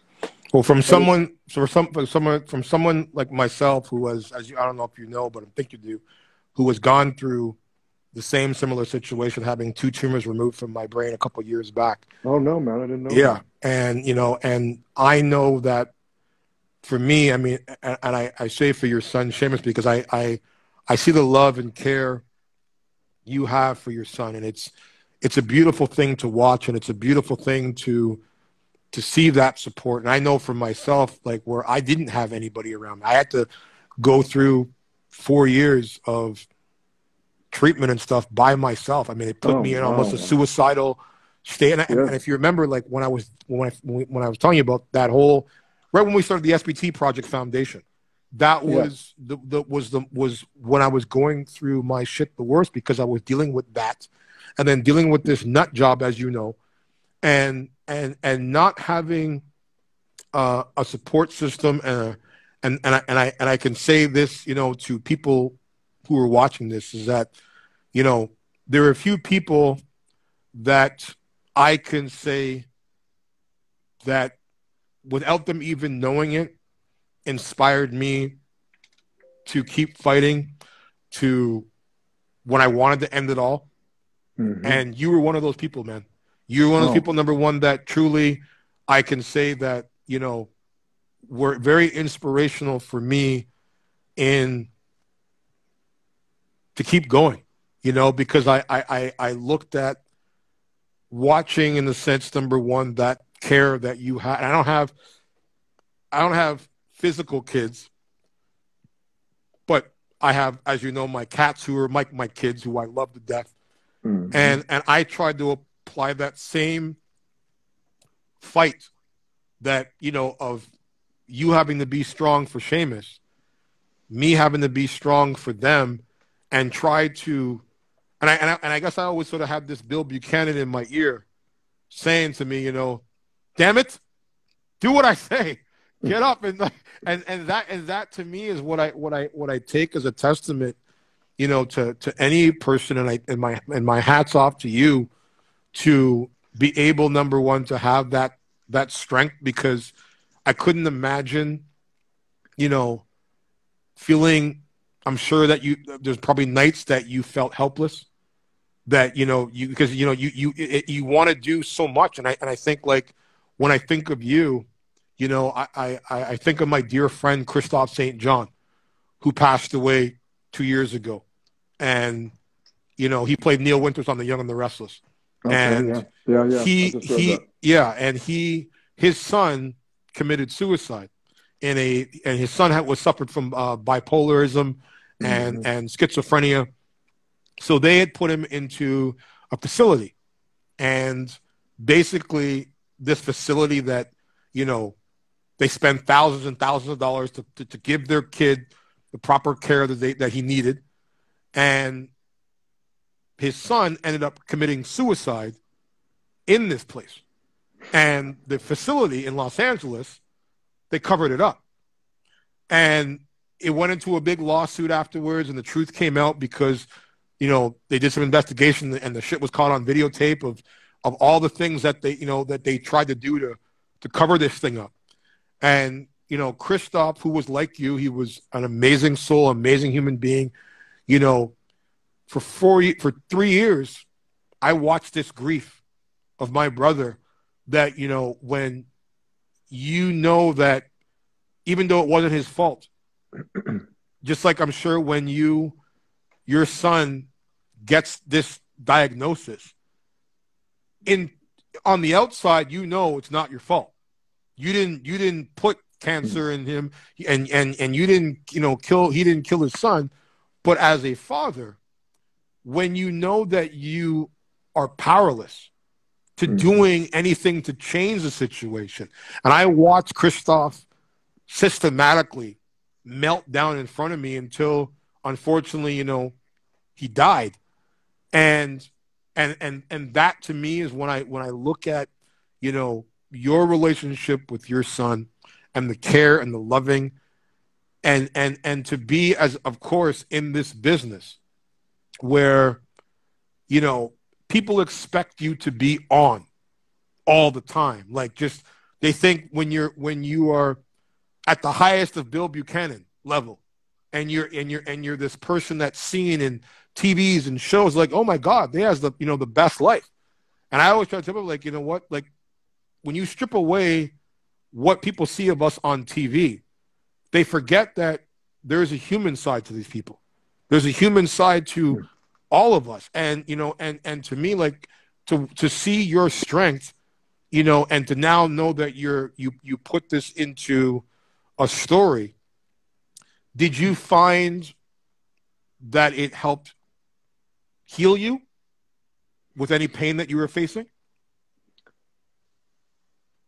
I think I had been healed from the pain by the time I wrote it, which actually enabled me to write it. But what it did was it helped me step back away from it and look at it as though it was something that happened to another person. Okay. And I know that sounds strange, but because it's not how I work as an actor anyway. But it did give me and I keep talking about perspective, but it gave me a perspective on this event, so that I could, and the response to it generally has, first of all, it's a comedy. Okay. It's not really, but it does have some funny stuff in it.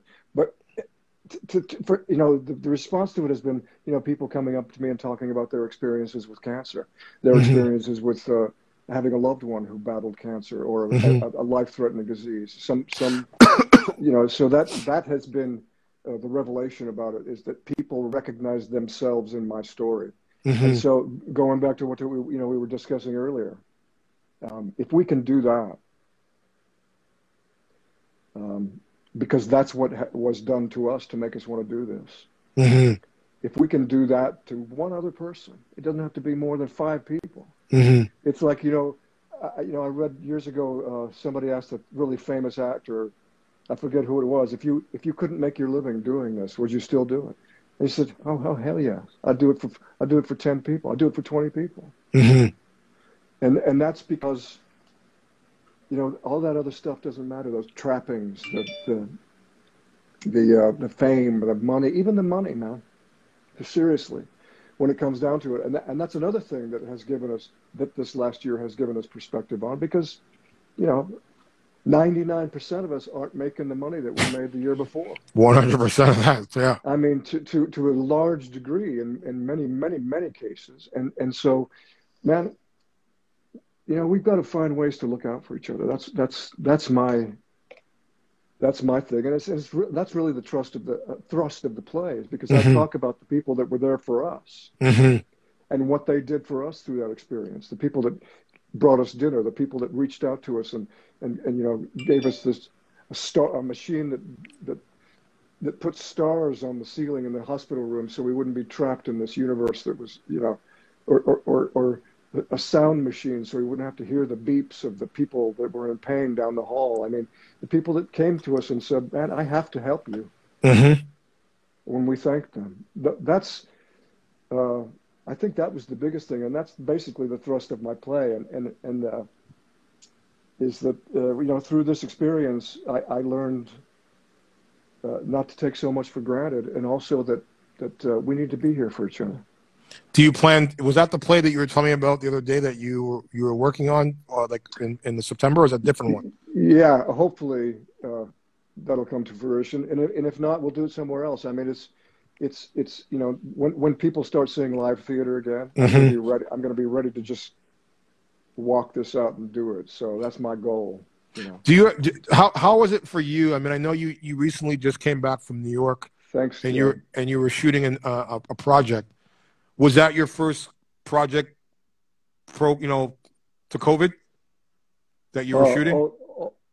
I'm sorry, which one? The one you just, I think you just came back. Didn't you just come back from New York? I was doing a Law and Order SVU. Yeah. Okay. Oh, another episode. Okay. Yeah, the same role I did.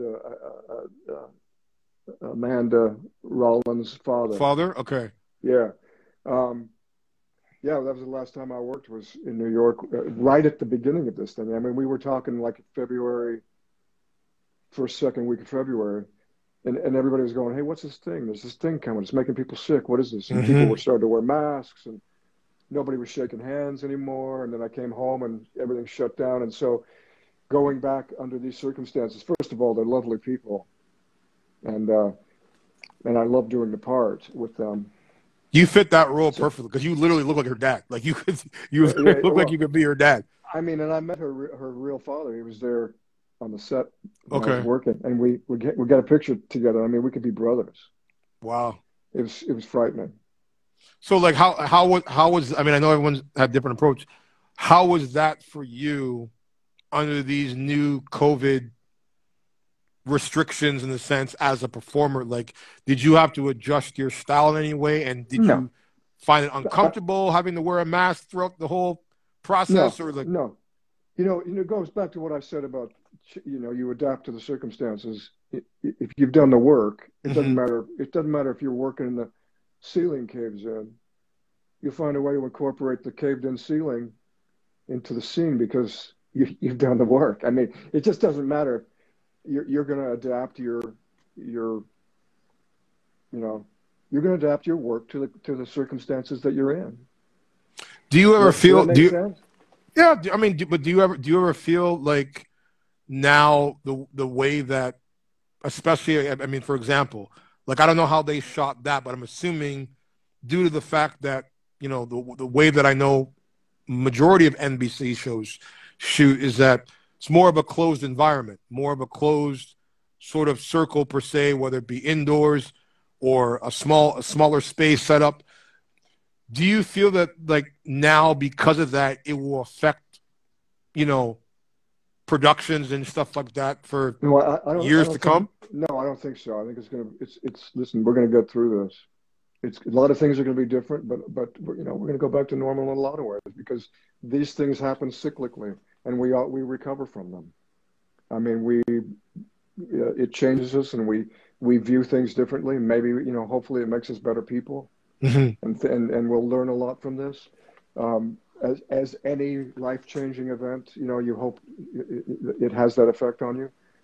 But I was thinking earlier, you know, we were talking about being on video and stuff, and how everybody's doing auditions online now, or they're self-taping, or you know, Zoom rooms, man. And I've done, like, for the last year, Zoom theater, a lot of it, and a class a group that I meet with on weekends. Okay. at the BGB studios, Risa Brayman Garcia, and you know, writers and actors that get together and read their stuff or write for each other and work on stuff. And there's no loss of intimacy or connection. I mean, if you're willing to commit and submit and focus and be present and listen, I mean, we would be having the same exact conversation with the same connection if we were in the same room together, man.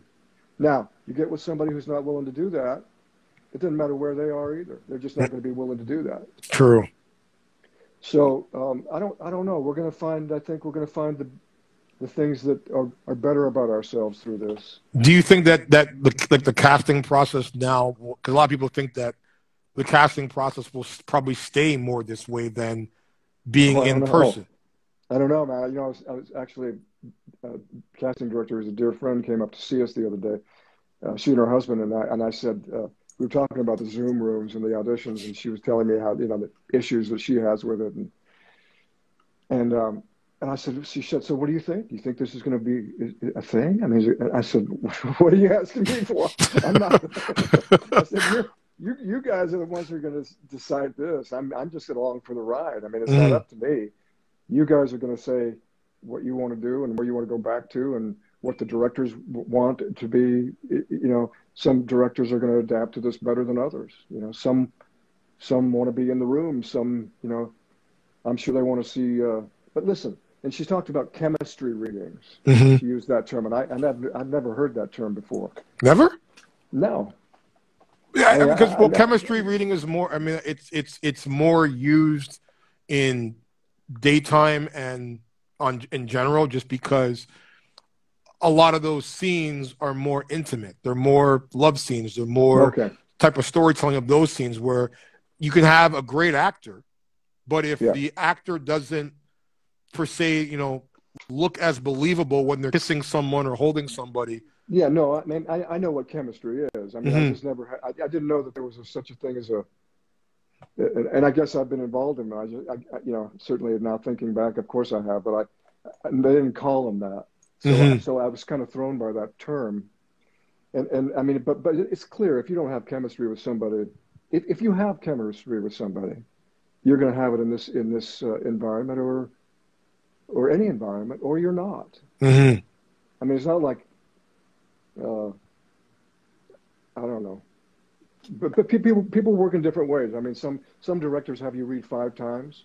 Some directors don't have you read at all, man. They can just meet with you over breakfast and talk about the you know, what's going on in the world, and just go, yeah, you know what, you're perfect for this. I mean, when I auditioned for Twin Peaks, for David Lynch, my audition was sitting in the casting director's office talking to her. We talked about a half hour. They recorded the conversation, and the only requirement was that we not talk about anything to do with show business, which is fine with me. And so we had this great conversation, and we went all over the place. And so David could watch that tape and go, where can I put this guy? And he figured it out. I mean, that's how he works. Other directors want to hear you know, you do it 5 times. They want to, and other people just go, I don't know how to tell you how to do this, so I guess I'm not going to cast you. And I've had that happen to me. What's for you? What is your audition process like? Do you have a certain technique that you stick with, or do you just do you change it up? I'm throwing a kiss to Italy. Somebody just kissed me from Italy. I know you. What's up, Italy? Yeah. I'm sorry. Say it again. I was saying for you, like, do you have a certain technique to your audition process, or do you try it a different way? Like, I mean, everyone has their approach. Like, when you're going into any bit of a character, do you have a certain way to prep yourself before you audition? You know, it depends. I mean, I just try to be as accurate as I can. I mean, because they want to just see that you understand the material, and if you look right for the part. I mean, I'm in the kind of things that I've cast, that's 90% of it. If someone was to ask you right now, what is the difference between James Morrison and Bill Buchanan?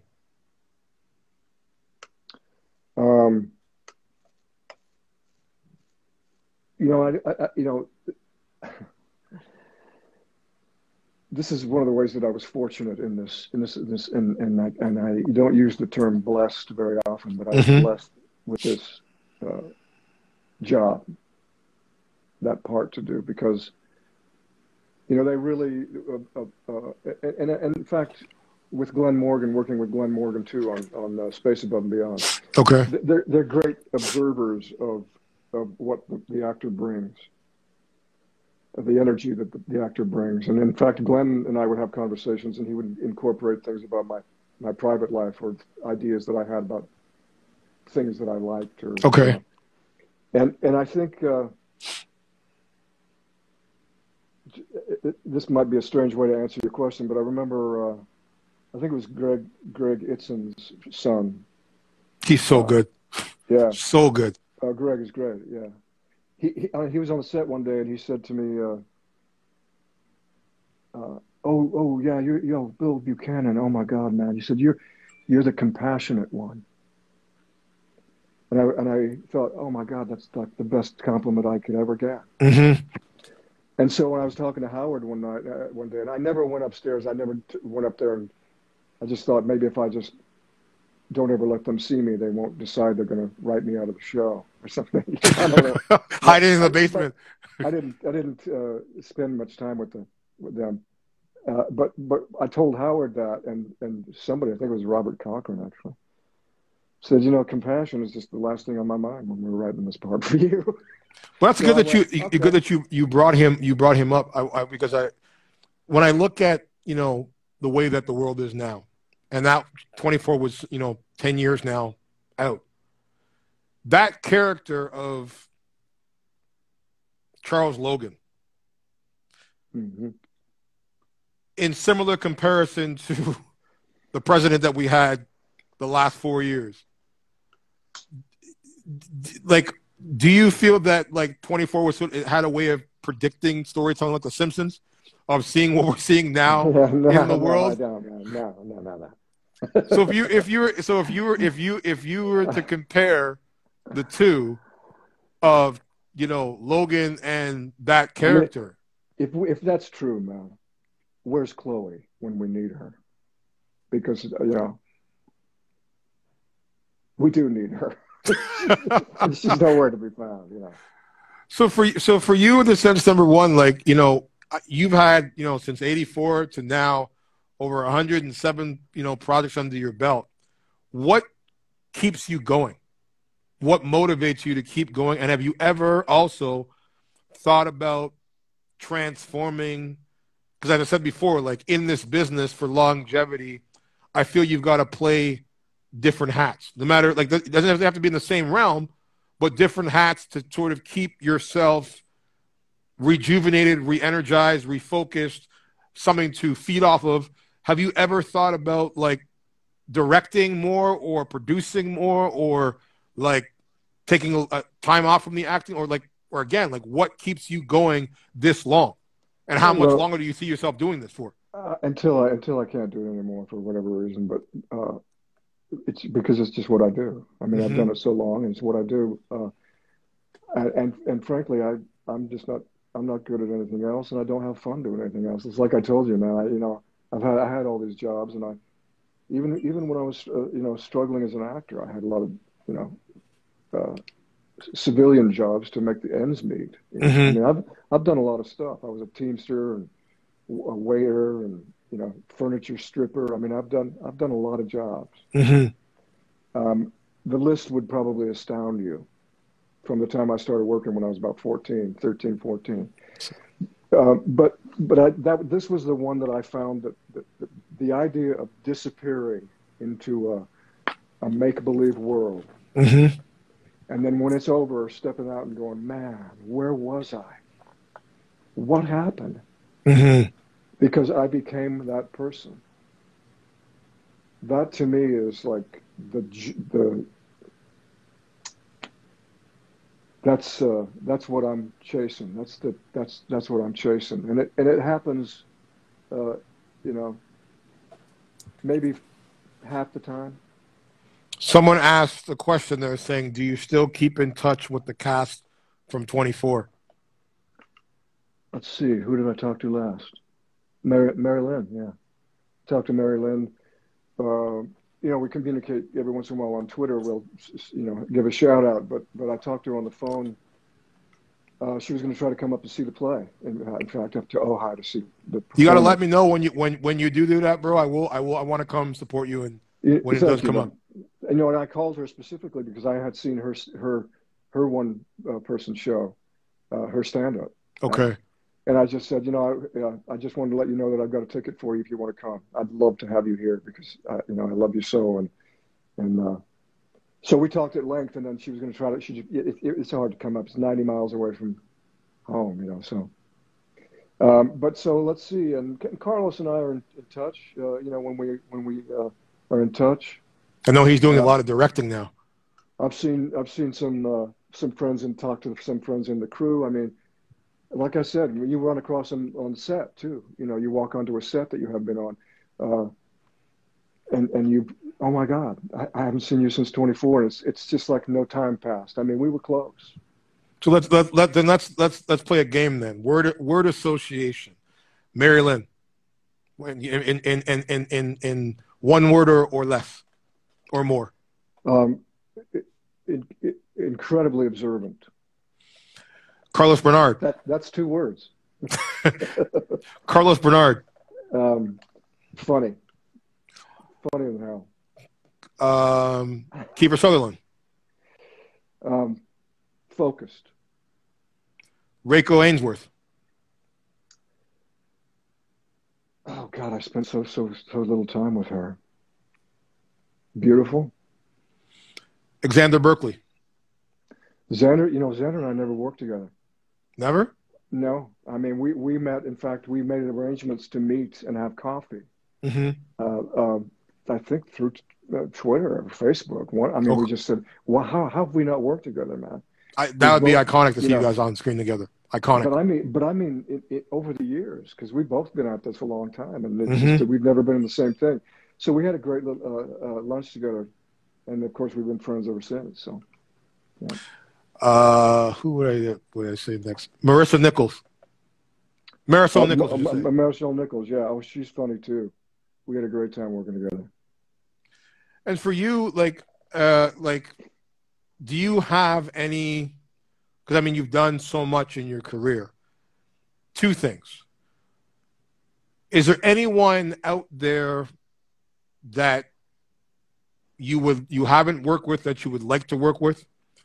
And second, who was your inspirations, either growing up or even now, as an actor? I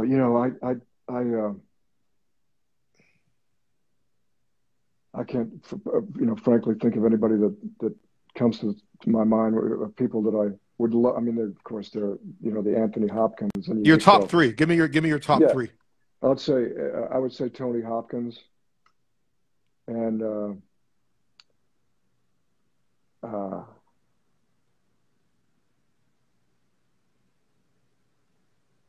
God.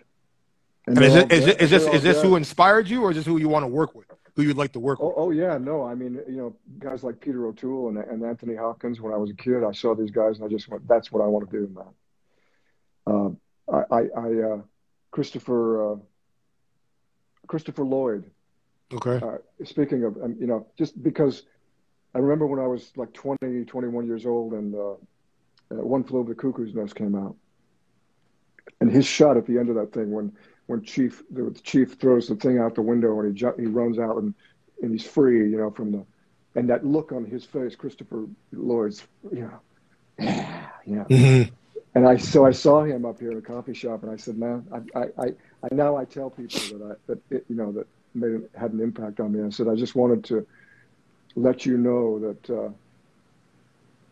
that you're one of the reasons I became an actor. I mean, I saw that moment, and I just said, I want to do that. I want to make, mm-hmm. I want to make somebody feel the way you just made me feel. Mm-hmm. In a project that's beautiful and meaningful and life affirming, life altering. I mean, that book and that movie. Let's face it, one of the greatest stories ever told. And in that moment, I just went, and that was after the whole film of that, but that one moment just went, it really struck me. So I thanked him for that. Mm-hmm. And man, he was so moved. And I thought, You know, it reminded me of the story that Graham Nash tells in his book. I don't know if you read his book, Graham Nash of Crosby, Stills and Nash. Yeah, I know what that is. Yeah, I've read the book. Yeah, yes. So he's talking about when he met the Everly Brothers when he was in high school in northern England. They came Mm-hmm. to on tour, and he and his friend, who eventually they formed the Hollies together. Alan, I think his name was, waited outside the hotel. They were high school kids Mm-hmm. because the Everly Brothers influenced them so deeply. Mm-hmm. And they waited for them, and it was raining, and they showed up at 1 o'clock in the morning, and they just said, these kids said to the Everly Brothers, "Man, we love you so much. We've got all your harmonies down. We did let's." And so they spent like the next hour with them Mm-hmm. standing under the awning of this hotel, Phil and Don Everly talking to these kids, and Graham Nash said, that made me do what I do today, what I've done all these years, because if those guys had blown me off and just said, yeah, whatever, you know how people do. He said, I don't know if I would even become a singer or songwriter. Mm-hmm. And so he said, that's why I treat people with respect when they come up to me and thank me or thank me for the tunes or however it's done, you know. That really moved me when he said did you find for yourself, like, what did you find was the harder process? Writing your first album, doing your first play, or doing your first television show? Well, certainly doing that thing after my mother died, that was pretty difficult, pretending to be a stripper with no music. I mean, that was just hilarious. But like I had a guitar teacher at the time. Mm-hmm.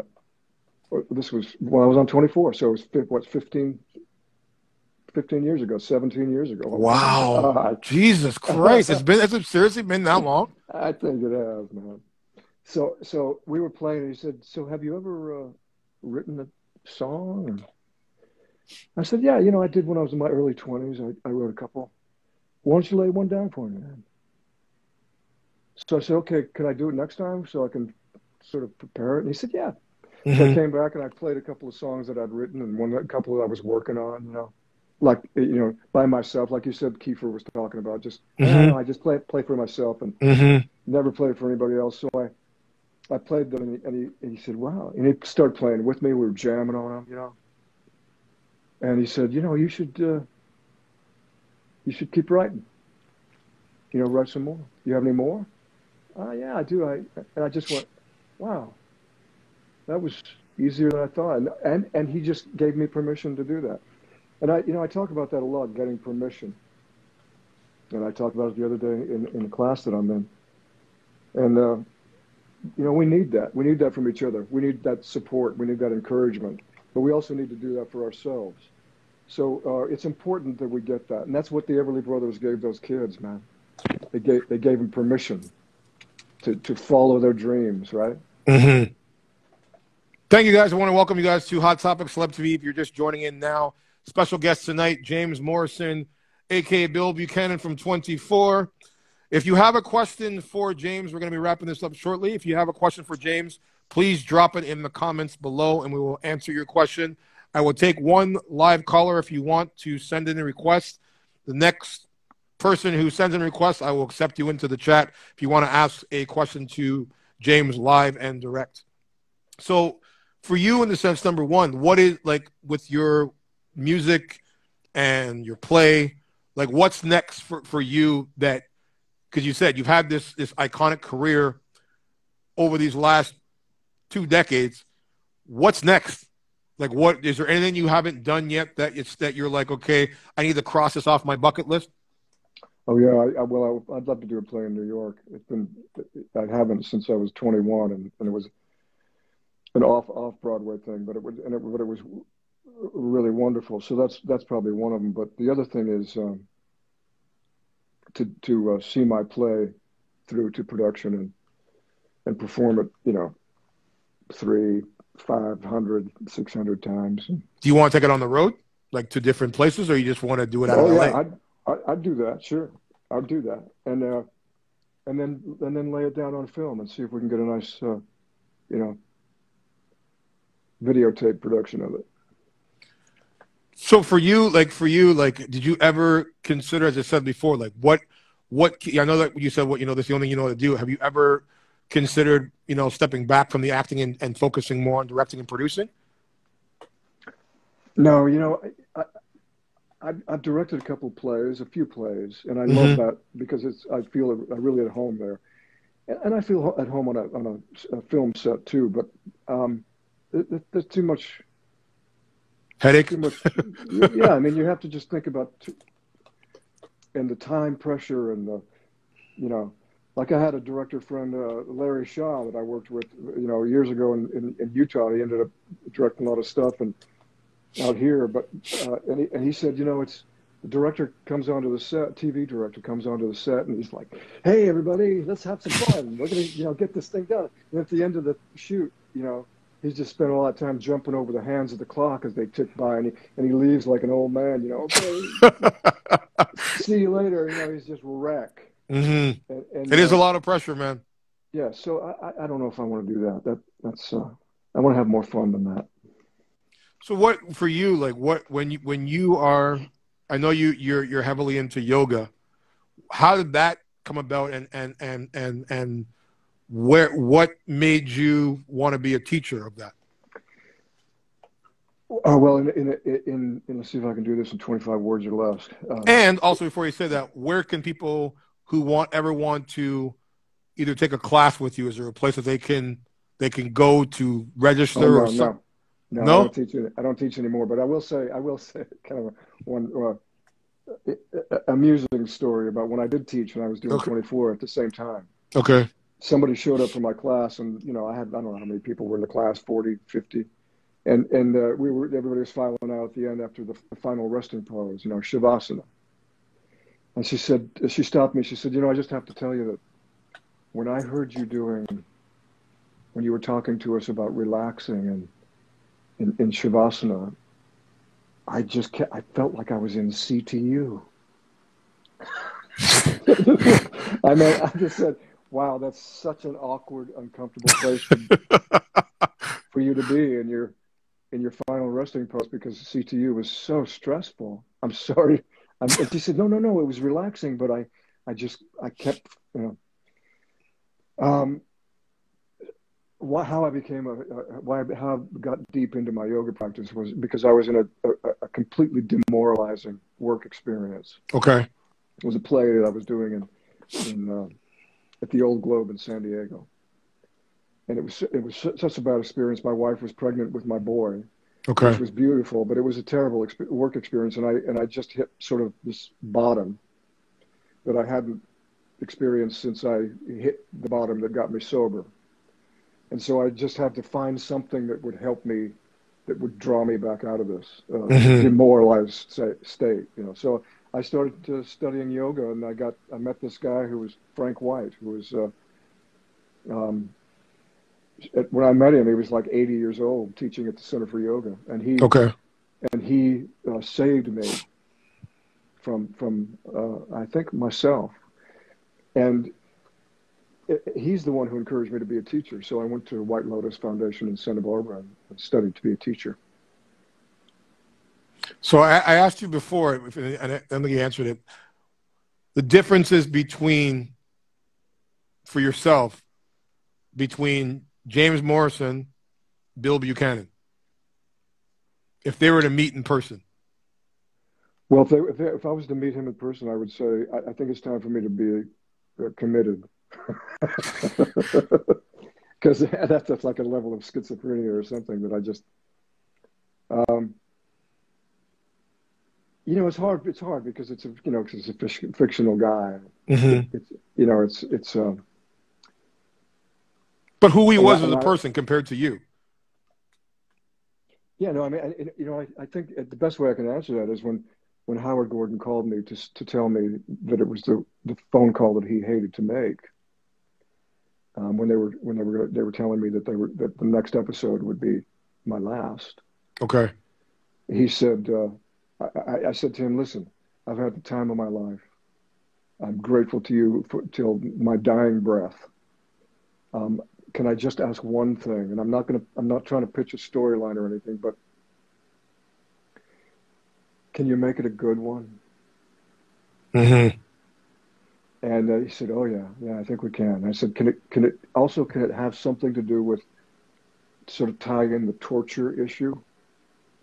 Because, as it turns out, the reason that I had to do that, the reason that events transpired that I had to make that sacrifice as Bill, was because I didn't torture that guy to find out what I needed to find out, like Jack had asked me to, as I remember it.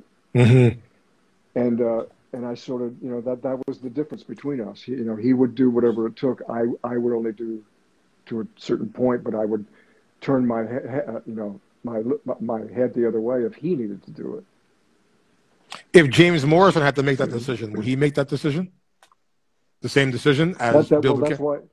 That's why I said that to Howard. I said, I want that to be, his legacy, because it's how I feel.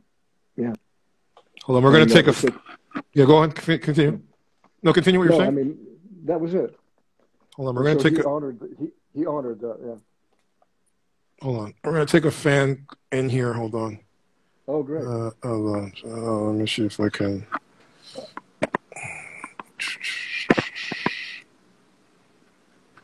I'm going to take a fan in here if I can connect. It's going to let me do this. Hold on. While you're doing that, I'm going to answer this question. Yep. Jay is asking, will you have a new CD album out anytime soon? No, Jay, I'm not working on anything right now. But I'll keep you posted, man. Thank you for asking. Thanks not letting me do this. Hold on.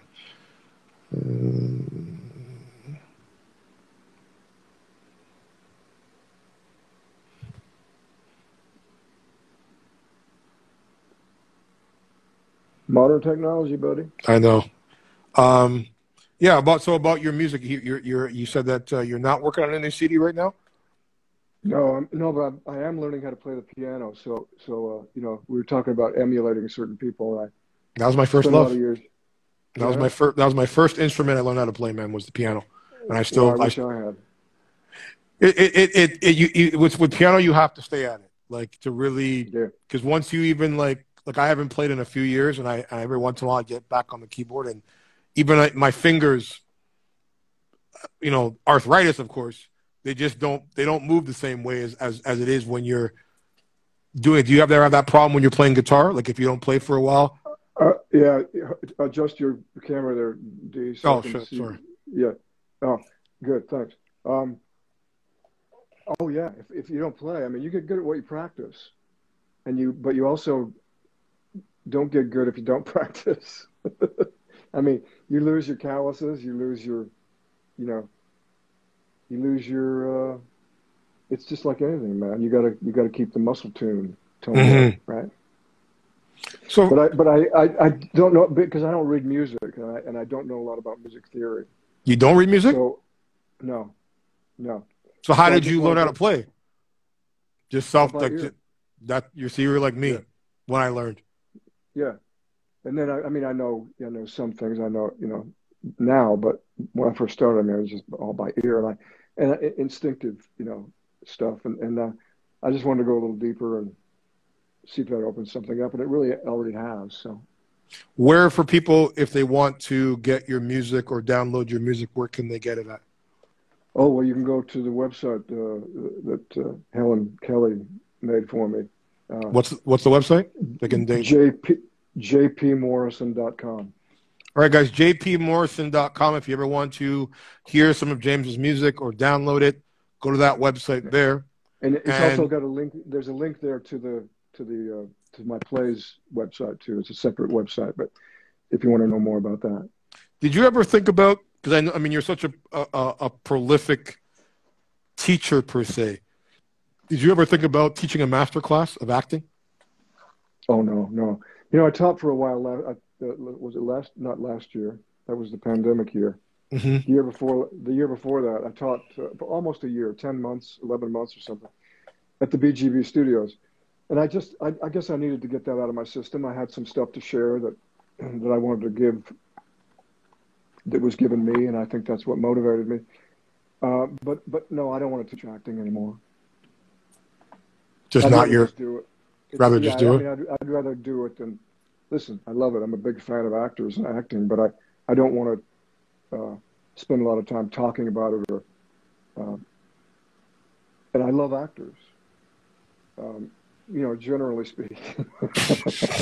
What's been throughout this pandemic? What's been your go-to binge show that you've been watching? Oh man, we love Peaky Blinders. What's that about? I never even heard of that.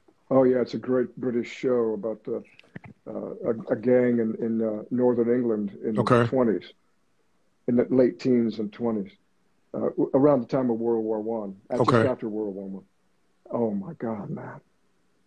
I'll have to look. What's it That called one, again? Peaky Blinders. I'll have to look it up. Okay. And it's on Netflix? And I don't know. I don't know now. Netflix or Amazon. Okay. One of them. The other one was, we finally got into Better Call Saul. That's I think our favorite one. I hadn't watched that. So yeah, we just watched. I Know This Much Is True, the Mark Ruffalo thing with Rosie O'Donnell too. What a great cast, and it was just beautifully done.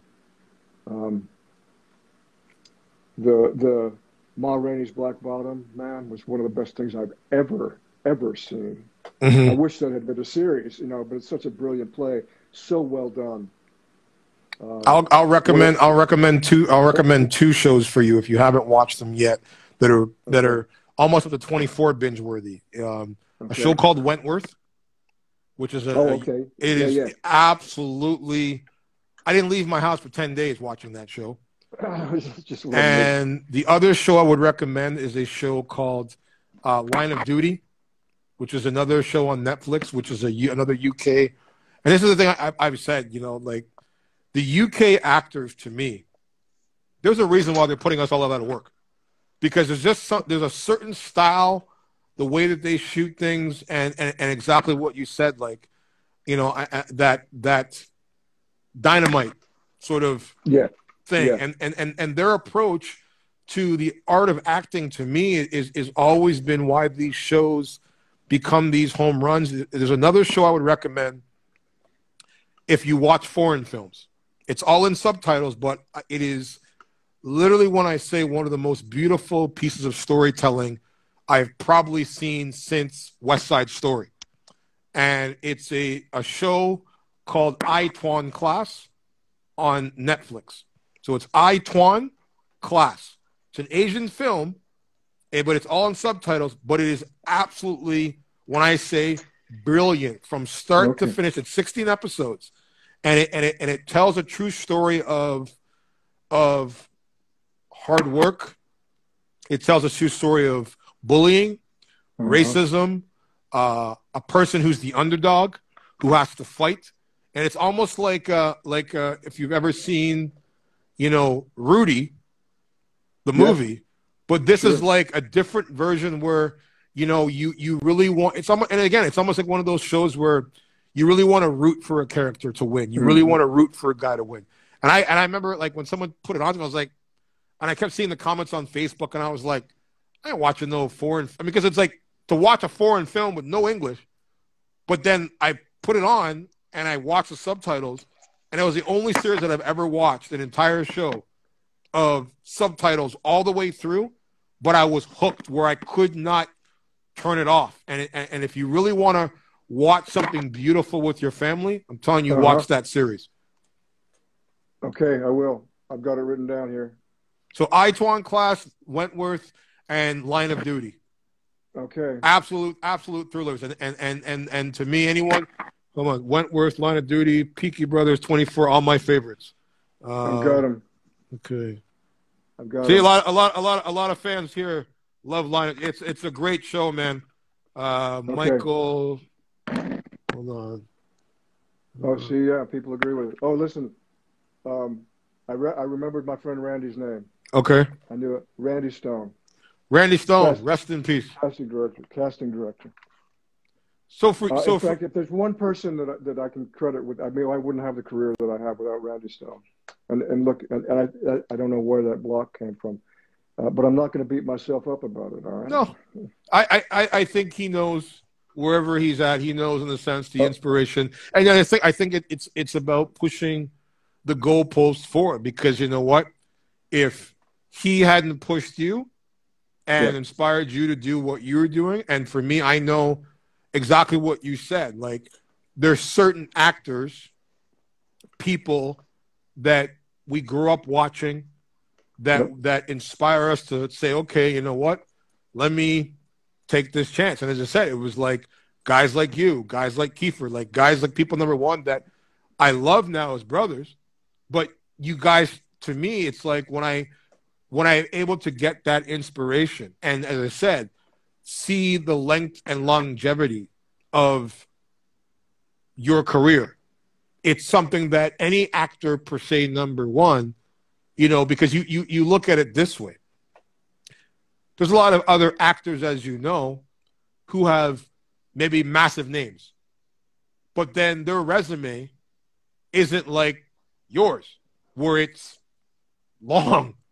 They've had a great show, they were on that, and then they sort of fade out and become this iconic. But for you, you've played all these different layers. And I remember, like, there was a show, I'm trying to remember what show it was, and you played a villain. And it was recent. I'm trying to remember what it was.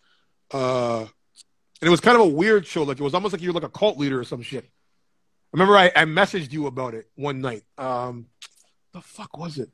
You played some sort of like scientist, and you're in this like underground. What the fuck was the name of the show?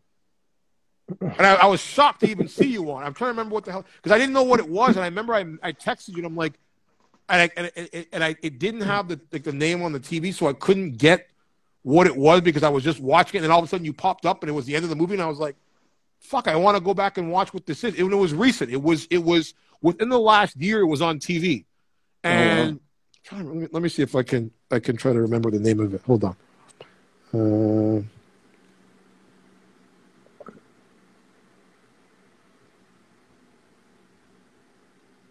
You know, I think those guys that you're talking about, maybe too, they're maybe a little bit more selective than I am. Hold on, let me see if I can. You play like you played some sort of doctor, like some sort of medical, and you ended up basically like you died in the end of the film. If it's the thing I think you're talking about, I'm not even going to tell you what the name of it is because I hope nobody ever sees it. Listen, man, I actually enjoyed it. So if it is the same thing, because you know why? I think why I enjoy it, and I think that people would enjoy it because when I didn't even think, you don't even think Bill Buchanan. You don't think your character in, a Space Above and Beyond. Like, it was something different to me that gives you a different layer. And even too, like with this layer that you're playing on Law and Order of Amanda Rollins' father. Mm-hmm. It's like another layer there, like number one, that I think that it's beautiful that people are able to see, to me, what I've always seen, your brilliance. And I think that's why, like, number one, like to me, when I look at, Gregory Eisen, who played Charles Logan, mm-hmm. and I'm like, if there was one play that I would love to see two leads, it'd be you and him.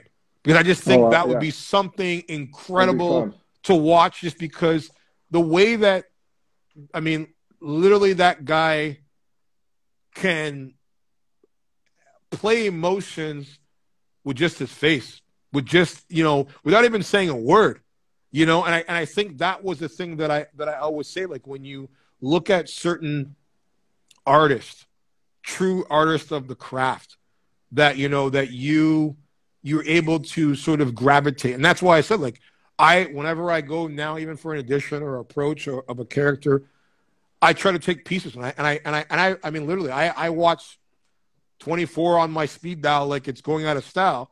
And I always watch those seasons because I'm going, the season that you first came on, as I said, to me, it was like a master's class. There was so many different layers of actors that all brought something different to the table. And watching your character, and that's why I said, I'm like, I understand why this guy does fucking yoga. Because Bill was always just so cool. Like, he was always just so level-headed and calm. And you rarely, and even when he lost his, maybe he would lose his grit or his patience with Chloe. He always did it in a very respectable way. And I think that, to me, is preparation for, as you say, for any actor to follow into those footsteps, to say, okay, you know what, like, I can still be my authentic self, but what I felt with how you play roles, it's almost like a metronome. Like, there's so many different levels. You got, like, the bottom level where he's calm and cool, but then it moves up a little bit, and then it moves up a little bit, and then and it goes back and forth, and you're sort of like, you're able to play both sides. I mean, to you, like, where do you feel as an actor you like playing more? A dramatic character per se, calm and cool, like Bill Buchanan, or do you prefer to play a villain? Oh, no, I have no preference. I mean, if it's a well-crafted thing, and I mean, that's the biggest frustration, is when you're doing something there's just nothing there, and you have to try to, the worst thing you can do is try to make something out of nothing. Mm-hmm. But sometimes you end up doing it because there's a collaboration that allows that to happen. But the worst thing you can do is, I mean, it's hard to. It's hard for me to say. I mean, I'd love to do more comedy. I mean, Do you see yourself doing more comedy? Do you like comedy? I mean, yeah, I do, but because I don't approach it from the position of, oh, this is going to be fun, I have to be funny now. I remember this. I mean, I approach it as though it's real. Mm-hmm. I mean, I think that the funniest comedic actors that we've seen, that's what they do. Mm-hmm. So because the laughs come out of a real situation. So did you ever ask Mary? I mean, since you say you like comedy, did you ever ask Mary Lynn, obviously when she came from a comedy background, and then taking a serious role like Chloe O'Brien on 24, what her approach was to it, and being in a completely different scale in the sense to tone it down in that way? Oh, no, I don't think her approach was any different than anybody else's would be. I mean, I think she just, she became Chloe. She had this great story laid out, and all she had to do was just sort of step into it and believe it, and everybody else believed it as a result, right? Have you ever asked her in regards to, if you wanted, like, in regards to doing more comedy, of like what her approach would be? If she could get me a job in a comedy, is yeah, that what you mean? yeah, yeah.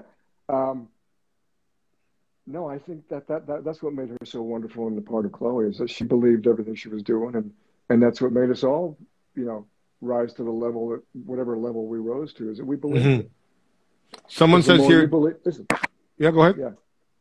No, the more you believe, go ahead. Well, yeah, the more you believe it, the more people watching you are going to believe it, and they're going to, so it's kind of a simple. That's the collaboration, Someone says here. James, big fan here. I wrote you a letter many years ago, over 10 years, and you sent me an autographed picture. Always treasured it. What was your favorite, most rewarding day on the set of 24?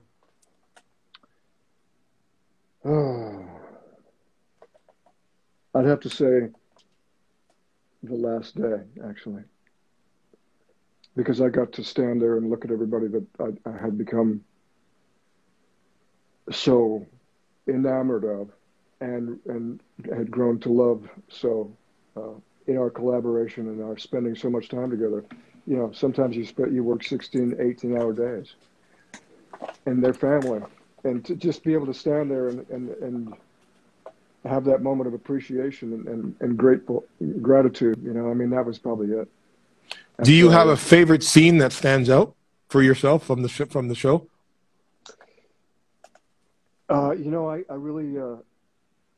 I really did enjoy the storyline that you talked about earlier with Sean Astin, and just that whole character coming in and throwing a wrench into the works, and then the conflict. interaction, the conflict, but also it became a sort of a, you spoke about father and son thing. It became a teacher, a mentor student thing too. I mean, that was as I remember it turned out to be pretty moving, his journey through that, and I love that. But I mean, there was some great relationships. I had a great relationship with Chloe, and Jack and I had a really interesting relationship too. I mean, yeah, there were conflicts, but man, when we stood toe to toe together, we got shit done. Yeah, and you did, and we served as noble adversaries at times too. I mean, we were, And you said you guys met on that set. You guys met on that set when you showed up to work. I'd never met Kiefer before, and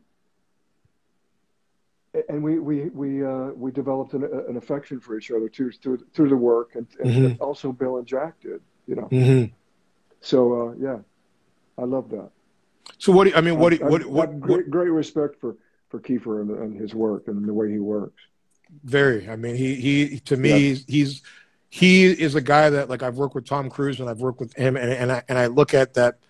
There's some people that are just generals, and they just have this way to be able to step into a situation and force. And I love working with people that force you to level up, like where you step on a set and you're like, okay, that they're taking this shit seriously, and they really want to put out the best product, because again, it's like, it's not about, and I always love about him is that he's always been so selfless as a performer. Like, it's never been about him. It's always been about the show. It's been about, the people that work in this ambiance. And it's like, the storytelling itself is like, we're just chess pieces on a board, and everybody else has to work together. And I think that's why I said, it's like, to me, you could not, I mean, I don't know who that casting director was, but if she is not winning every Emmy for every season for that, I mean, it to me, it would be a crime, just because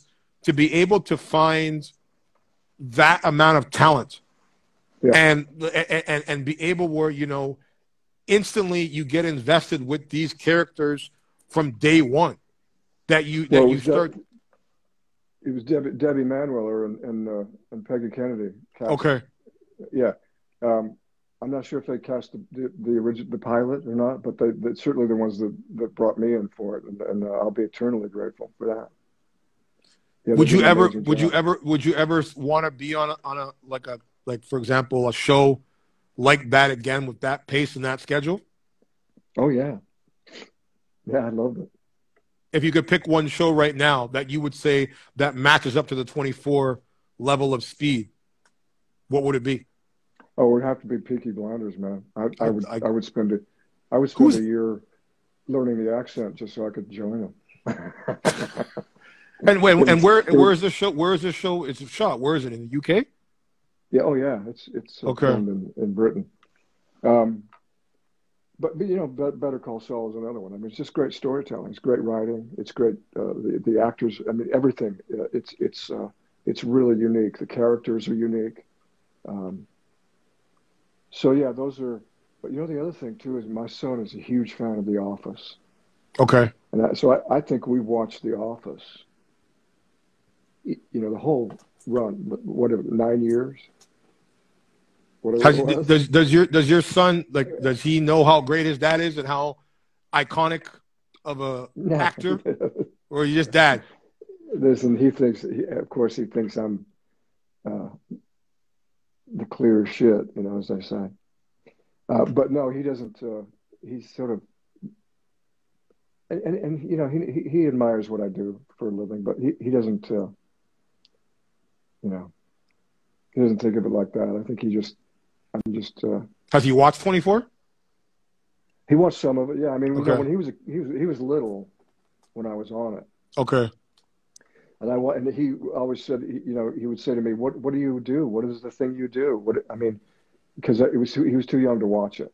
Mm-hmm. It was too intense because he was like 5 years old, 4 and 5 years old. So one time I sat him on the couch, between my legs, and we watched an episode. And I would put my hands over his eyes at certain points, and I would put my hands over his ears because I knew what was coming. So I would just be his standards. What was it called? His censor. I was Okay. his censor. Just so he could see what Daddy did at work. Mm-hmm. And he came to the set the last day, and in fact, he played chess with Kiefer. Okay. Kiefer was known for playing chess between takes, and Seamus was a pretty good chess player, and so they played. Kiefer's playing with a 6-year-old kid. He was sweet. He was sweet to do that.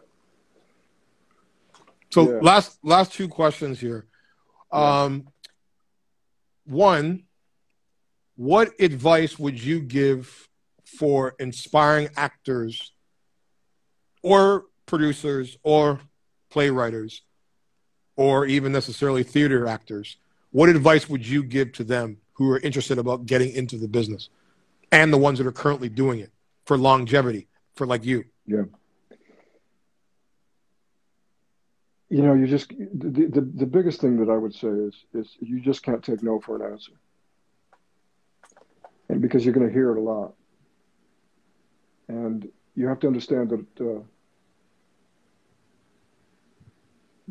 that anytime we get wrapped up in worrying about whether or not we're going to make it or whether or not we're going to even work again, we're thinking about things that we have no control over. Mm-hmm. So we have to really, really be careful about letting our mind go to places and being concerned with things we have no control over. Mm-hmm. And usually that involves everybody else and what they do.